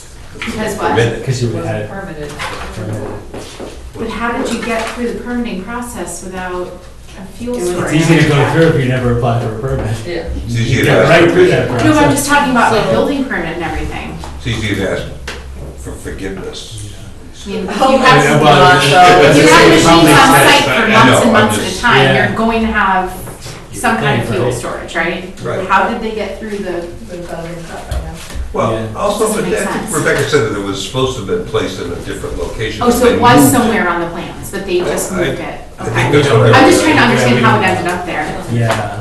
It was a miracle God did Do it. you have a picture of it? Of what it looks like? I will be getting pictures. I just wonder, like, if tomorrow. maybe, like some pickup trucks have the tank just on the Yeah, bed that's in the back, probably- like they just took it off and left it on the ground maybe, because it's not a large amount of, It wasn't that. 75 gallons is a lot. temporary. but it's not gonna run big equipment for very long, I mean, you're gonna, There's So usually no, a limit, it's it gonna won't. burn a gallon an hour Yeah, easily. 75 square, yeah. But there were more than one of And them. how are they gonna refill it? If they can't, are they gonna bring a tanker up there to refill? Was there more than one on the Connection property? hose or something, maybe you have connection hose with the hand pump or There was something. more than one on the property. I think from what Rebecca Which has. one I haven't was gone that out to one? look at it, but what she talked about before the meeting, there was more than one on there. But regardless, the fire department should know. And they're the ones that showed up. That's why I'm just trying to understand, but. Okay. Anyway. So I have to double check in the Wetlands Protection Act if it specifies an amount. I believe in the Wetlands Protection Act, it specifies up to $300. In our bylaw, it says, if the activity is a violation of the wetland bylaws, the order will include a statement that explains 5 business days after receipt of the order, a fine of $300 per violation per day may be assessed. That's your answer. So there's a step process though, so the enforcement procedure is I informally call them or write a letter if I can't reach them, or speak to them in person, let them know about the violations, they're already aware of it. So So, like something in print. yeah, I consider the conversations today to be that informal conversation, Yeah. because it was a conversation. Right. Remember emails Number, too? yes, Right, yeah. and then number 2 is the certified letter stating a violation notice is sent requesting the violator to immediately stop the activity. So in this circumstance, we've already passed those two Mhm. because it happened. It's Mhm. not that they can stop. And then an enforcement order cease and desist is issued to the property. And then the property owner has to contact the commission within 48 hours. The activity is violation of wetlands bylaw, the order will include a statement. So basically, we're on step 3, so we include a statement that explains that you're gonna receive a fine for $300 per violation. If you don't, and that's per day, so you go till Friday. From the beginning? Yep. From when it was spilled. Go Friday, Saturday, So Sunday. so Friday, basically Saturday, you're Sunday, saying, Monday. instead, what you're now you're talking about 4. $4,800. That's So- the answer right there. If you're Versus choosing to do 12. 4, it's $300 per day, Right, yours is it 300 per day, is it 300, per violation per day. Yeah. right, but that's under our bylaw, right? So that's avoiding the, whatever, Wetlands Protection Act, right? Is it, can we, in other words, can we You can find do both. 600, 300 Yes. under wetland protection, 300 Yep. under our bylaw Yes, per day, right? yes, So 6 times 4 would be 24? yep. $100 a day. No, Yes. 24 total for Total, the if 4 we do it days, as one. until they one stopped it and enforcement. remediated it. Yeah, So if you one consider or it you one, do it as you 4. consider it 4. Right. And I Oh, believe that's under the not Wetlands right. Protection Act, the first day you can't do the full 300. It's in increments, Yeah, if I'm correct, but I need to double check on that. So if they had caught it on the first day, that would have been, and contained it, they wouldn't Well, have s- any Would fines. be 4 hours. Right. times 4 hours, 300. yeah. Yeah. And as long as they're trying to protect it, then the fine goes away, right?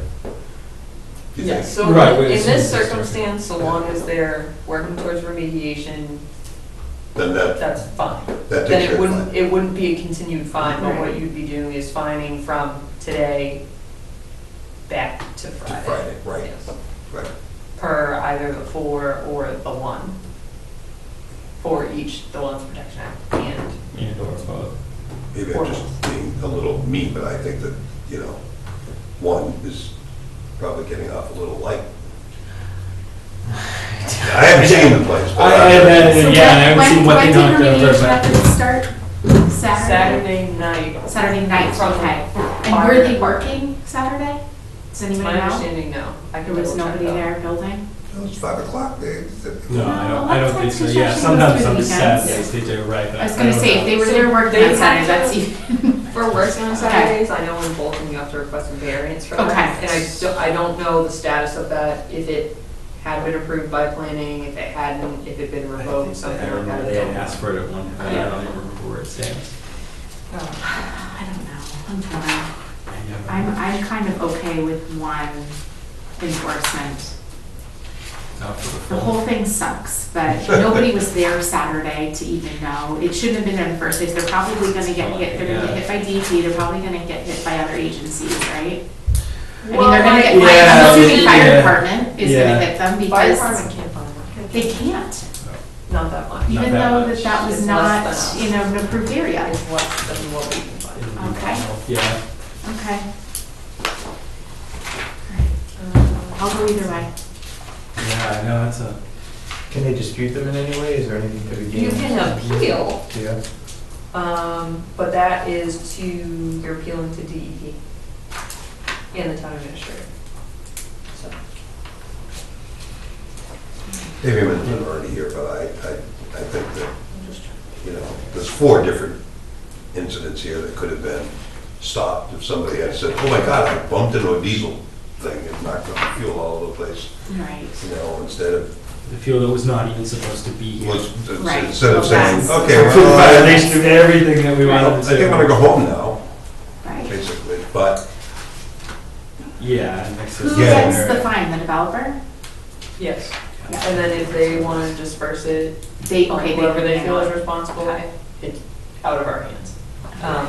But the individual on the permit is who's responsible, Okay. because that's who received the permit, and Right. that's, they have to go by what's on it in the Wetlands Protection Act and bylaw. Excuse me, assuming that they've read it and understood the extent of it. Mhm. Okay. Just be careful, like, I love and respect DEP, but DEP changes with the administration. And I will say there have been plenty of times where I was underwhelmed by their response. And things Okay. we've asked them to do and pointed out to them, they were like, yeah, we're not gonna handle this. Okay. It was like, this is pretty clear violation there. We Okay. don't really have the resources right now. We're Right. gonna do this one. So I'm always leery to trust that they'll come down, because they might come down very softly, depending fine on with who they're favoring 4, at that point in time. If Yeah. everybody thinks 4 is appropriate. Yeah. any other incidents on this location from that developer?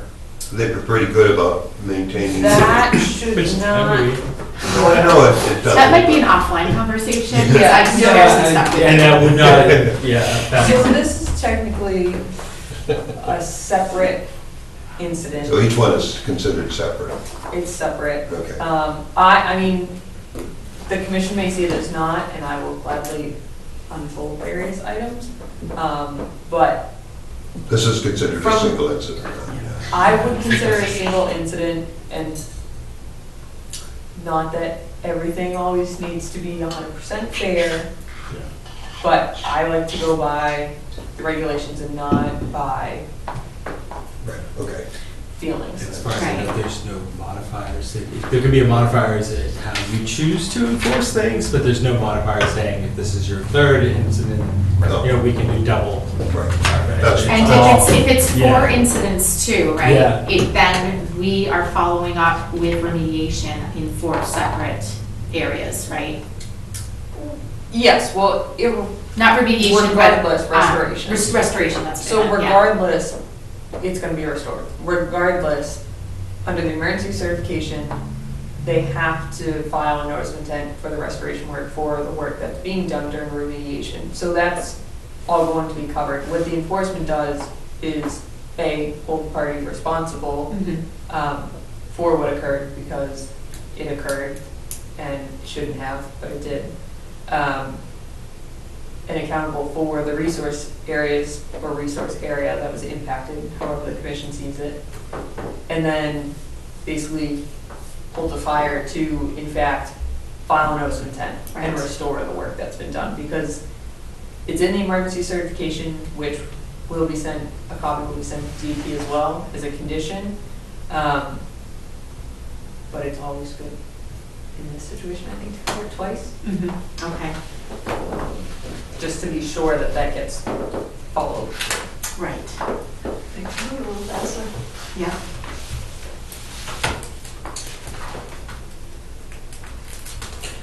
So we started remediation Saturday night? Correct, so they Okay. placed the booms down, they placed the pads down. Sunday, to my understanding, after the rain had stopped, they really went out there, started doing the testing, seeing the limit of, or the expanse rather, of where the material migrated. And then started working on, okay, how are we gonna remediate this? Then they excavated the area that was already graded out on site. Yep. Excavated that, returned to clean soil. And then today they're gonna excavate further down the channelized area, but again, not to go into the wetland. Right. And tomorrow, the boom guy, the truck is coming. Hopefully. I don't have an exact date for that, but I am praying that it's tomorrow. When did they notify you, or did the town notify you? Well, I was notified. I was not in for personal reasons yesterday, and I received a call on my way to a wedding, and was explained a portion of a light summary, I would call it, of what had occurred, and I established the site visit time this morning so that I could get out and see it right away. That's how I was notified of it. I did receive an email from the fire department that was, I forget if it was Saturday night or Sunday morning, so I was notified right away from our local staff and departments. Was not notified by the developer right away. Have you been notified by the I developer was gonna yet? say, have you?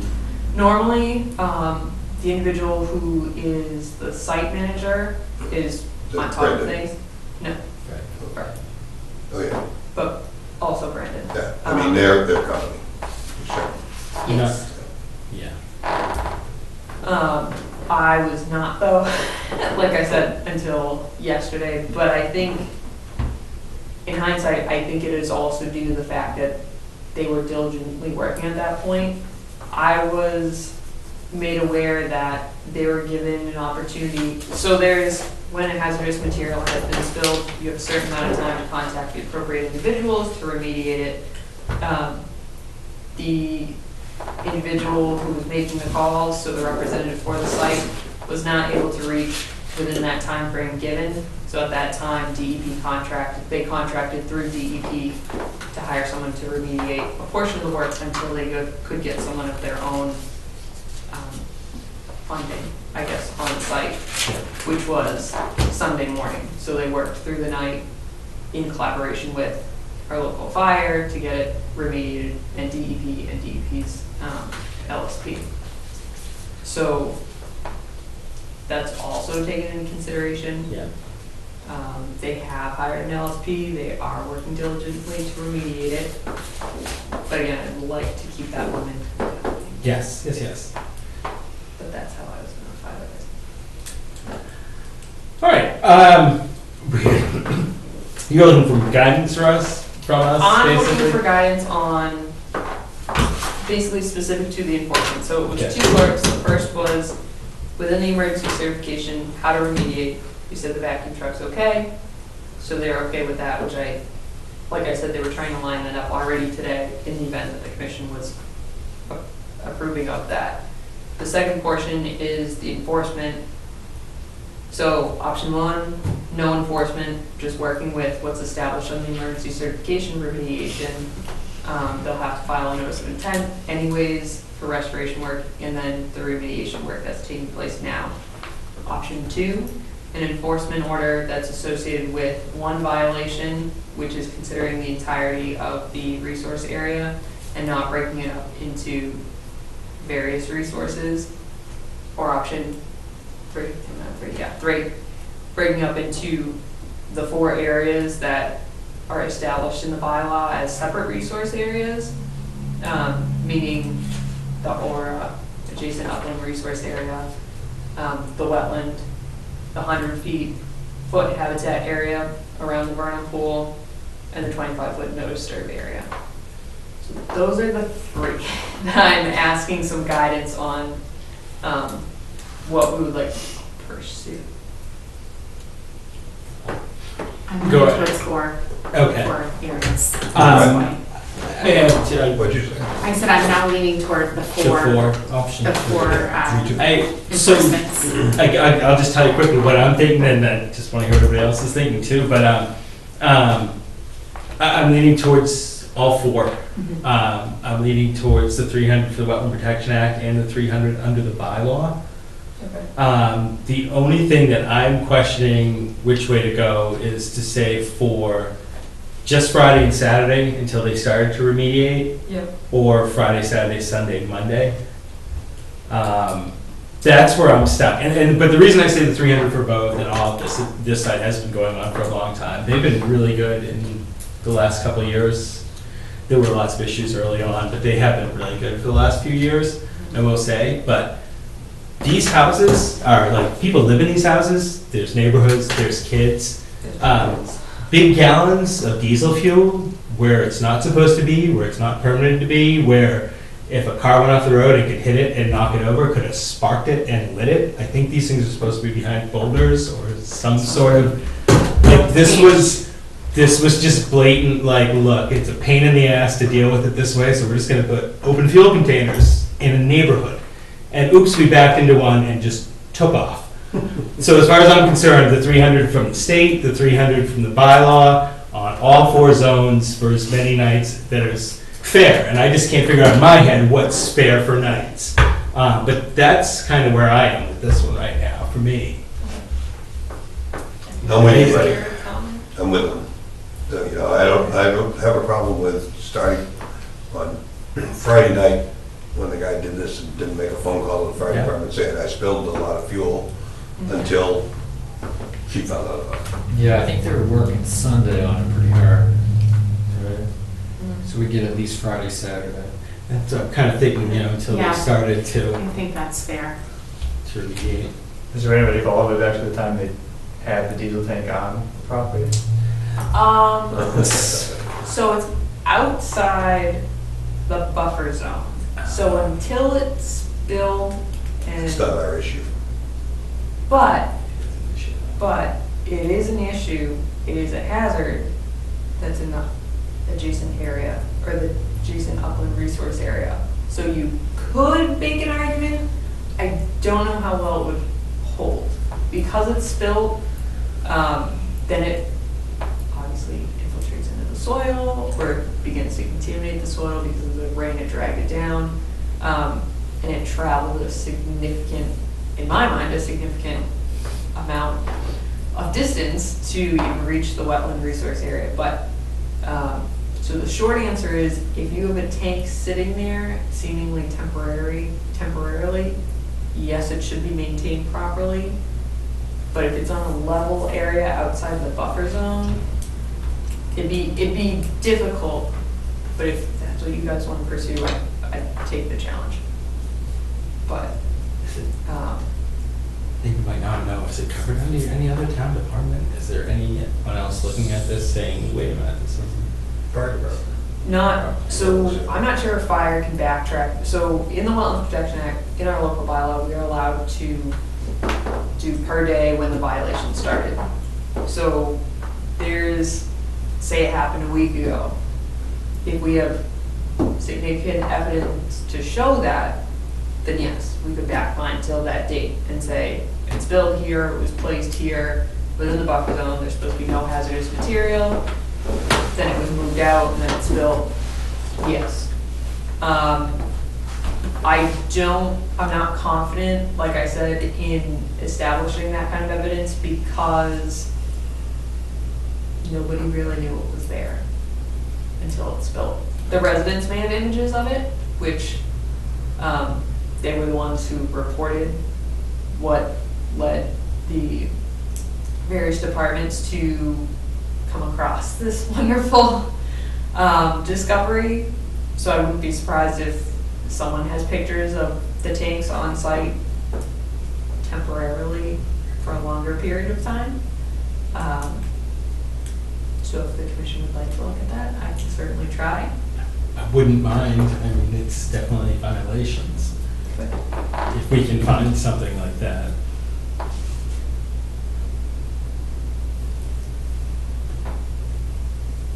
It's just a total disregard for the wetlands too, just a total, like, not even thinking, don't even care. They don't ever smell. It's the reason why I write this down. Did we have something that said whether they could store this kind of material in the notice of the intent of the, whatever it is? I can double check, but I'm pretty confident that it states, I don't know if it specifically uses the word hazardous material, but it specifically points out pesticides, herbicides, fertilizers, that can't be used within the buffer zone. And Carol created the list and she was very strict on it, so I believe hazardous materials in there as well. Diesel oils would be. But they also, they have to be shown on the plan somewhere. Like, there's Right. no way, Right. whether or not it was in the verbiage, you have to show where you're storing hazardous materials on your plans, right? Right. So, I agree. I don't, I guess, It's gotta- but- there had to be an approved location. Yes. Right, so whether it says in the verbiage that you cannot store anything, they never had approval to store them there in the first Right, that's place. what I mean. That Yeah. goes into Yeah. everywhere. So you're already covered there, I guess, right, through the I don't plans? think so. But I mean, that specific spot. Well, that's where their field office was, Oh, Yeah, right? so it's, Yeah. what Emily's saying is just like drainage areas are pointed out, the cisterns are pointed out, dry hydrants are pointed out, everything on the plan, if it's not on the plan, it shouldn't be there. Shouldn't be. Like the building inspector has to sign off too, I think, on the, like, not sign off, but I think that they see, you know, okay. I they think so. have to okay the hazardous material storage, Yes. basically.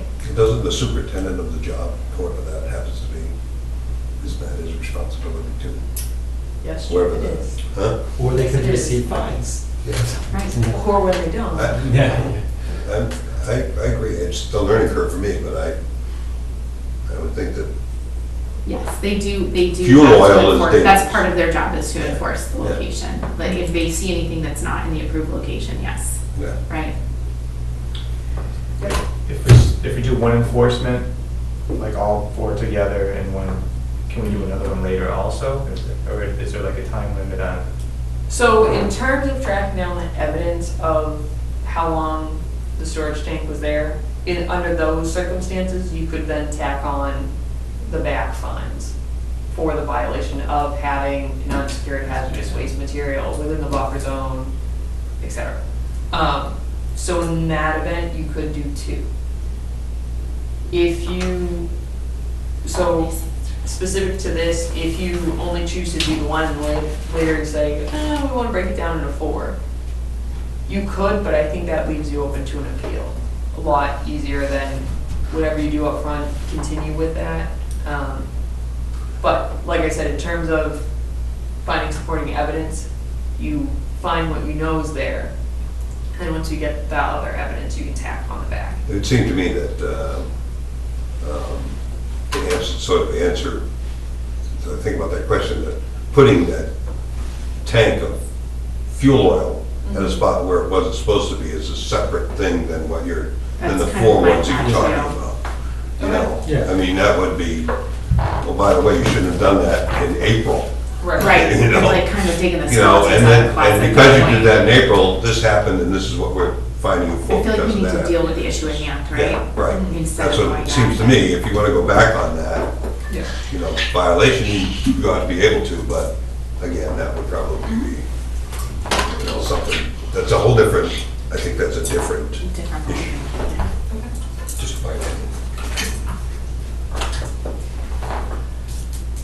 Other thoughts on it?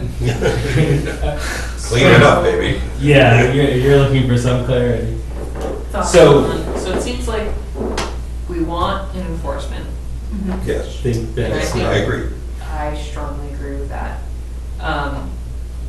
So really the question is one or four? If you do four, can you back off? Okay, you did a good job cleaning it up, we're gonna So. change the As fund. long as he's cleaning, it really won't matter. Yeah. Right, As long because as you're he's only doing moving forward, he's not gonna get penalized. so if we It's a do, fine for Friday and Saturday. if we do 4 at the maximum, both state and local, The for But- days the that it 2 wasn't days, handled. But if he it's a stops- $4,800 fine total. But if he cleans this up and stops cleaning this up or whatever, you can. Yeah. I understand. Go on. Continue. Right, so that's the benefit of having four separate. Yeah. Right, Yeah, who's gotta do all four? Yes, do it. that makes sense. Okay, so Friday and Saturday, all four. Per day. Yeah.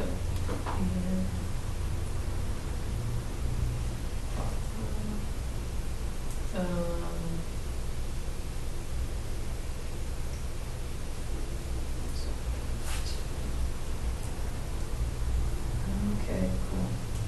That helped a little, Fun. somewhat. That does. More That clear. does. Um, And then, you just brought some forgot, oh, do we have any more comments on this? Do we have any more what? Comments on this No. currently? Not- So we're I think okay we're pretty good. with the 4 per day for the 2 days, Friday and Saturday? Yes. Do we need to vote on Not tonight, you don't. Possibly at next meeting.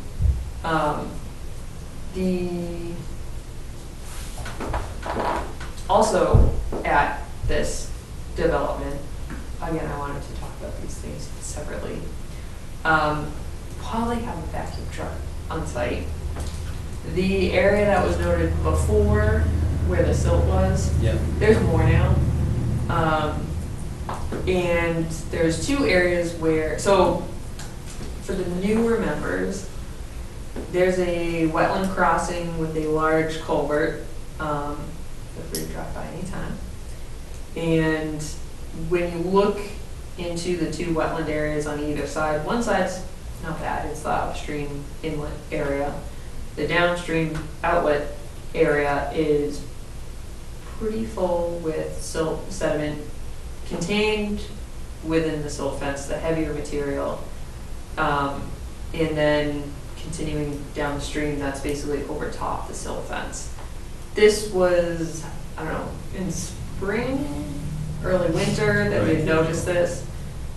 We had suggested to them that they wait until it dries out, just because being sensitive to the wetland area. At this point, there's so much silt there that I would be comfortable either way, because there's no vegetation that's surviving under that amount.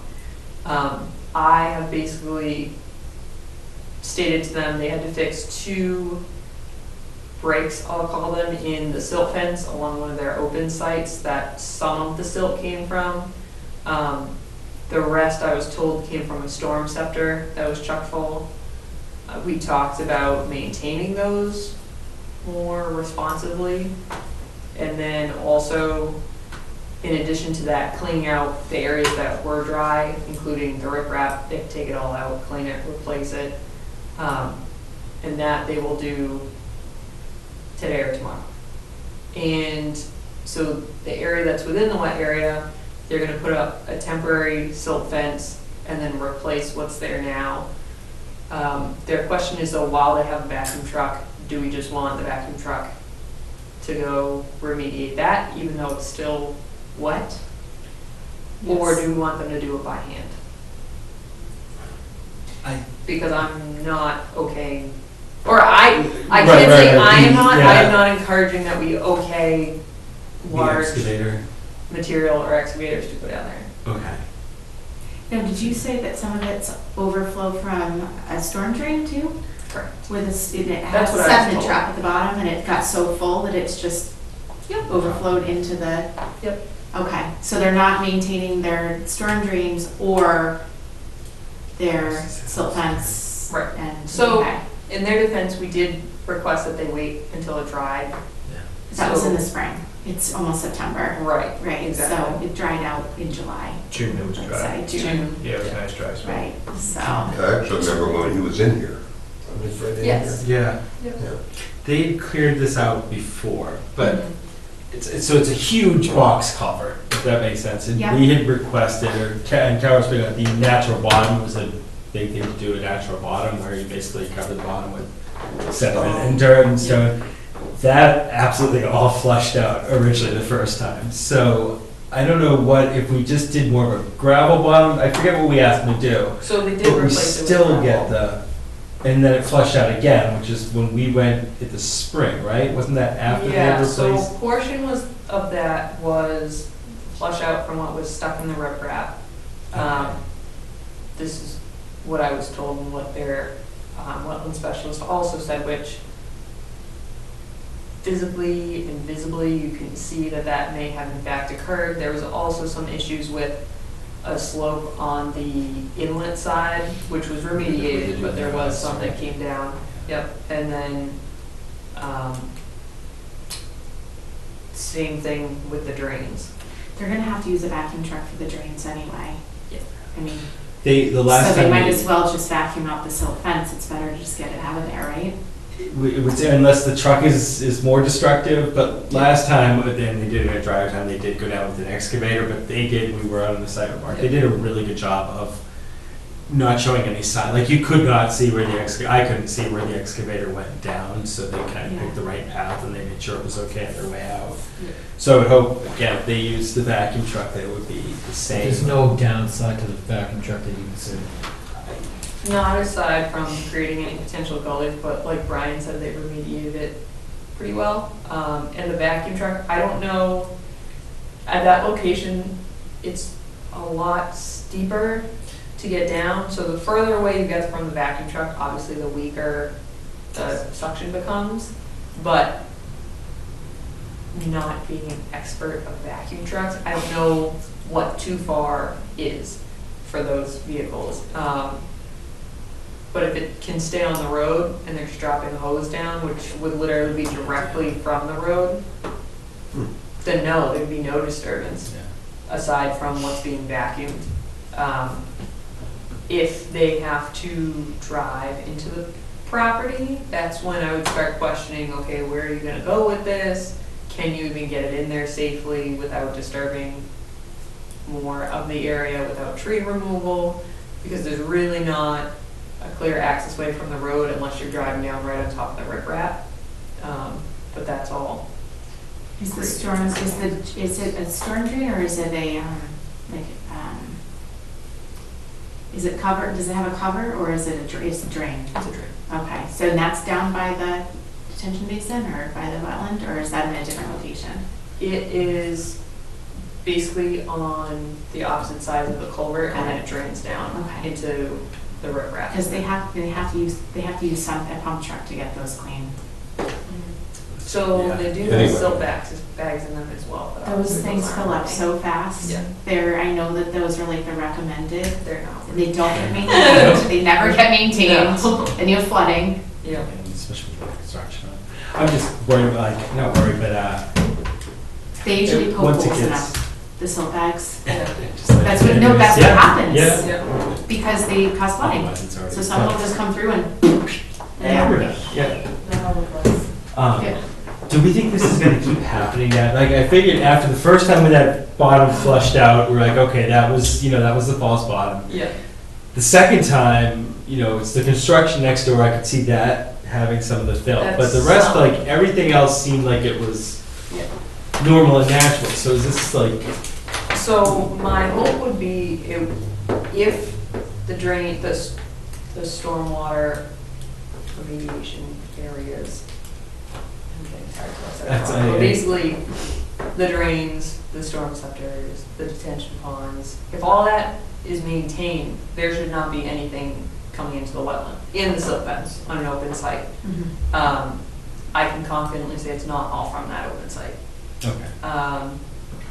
When those are, and I can say, I will strongly encourage the commission, if we have another silt fence issue, to do some sort of enforcement related to that. But we're not there yet.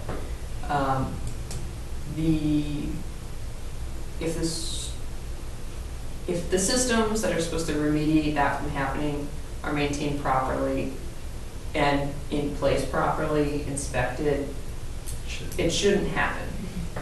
But in the bigger picture, I know the town had been requesting for different things of road acceptance and would they, will they? And I know something we brought up is, hey, this has happened at least once. This needs to be looked at before the town considers it. And I do know the DPW director is aware of it as well. That was gonna be my next Yep. question too, 'cause it just, I can't tell what's causing it. I honestly, when it's cleaned up, that silt fence is repaired, you'll be able to tell right away. Yeah, If it's something starts to come in. some sort of draining issue. But right now, there's just so much down there. You can see the 2 breaks in the silt fence, but outside of that, So, if they can get the vacuum in without a major disturbance, they already have the equipment on site. I said, better to fix it sooner than later. Yeah. And then they have to repair the silt fence. You said there's breaks in it? yes. Okay. Yep, and they'll also, so there'll be, what I basically requested them to do was do this remediate the sediment in the dry area, so the area of riprap, and then there's some areas that are just above the wetland line. So get a hold of that because there's no excuse for that to be still sitting there. Right. In the wetlands, I said I'd come and talk to the commission and just double check how we'd like to do that. But again, that is going to be like phased, meaning whether it be within a half hour, within an hour, within a couple days, you remove the first layer because it's kind of a maze of silt fence down there to contain it. So it really should definitely not be getting through, but Right. it is. So they're gonna remove the first layer of silt fence, back it up, second layer, back it up, third layer, back it up, and then go beyond there. Okay. And they'll have a temporary silt fence that's beyond all of that. So Okay. as they're shifting and moving things around, Yeah. it's not Flowing. splashing. Yes. Okay. Hopefully. All right. So that's all I have. Okay, anything else? Bill Payne, 10 best restaurants in Bolton? Can you name 10 restaurants in Bolton? That's Name, one. can you get to? I can get to 7, right? Get that one. That is, oh, sure. You can get Dunkin' Donuts and Subway 7, right? All right, I'd like to make a motion that we hereby close the August 21st, 2018 meeting of the Bolton Conservation Commission. Second. All those in favor? Aye. Aye. Good night, GATV.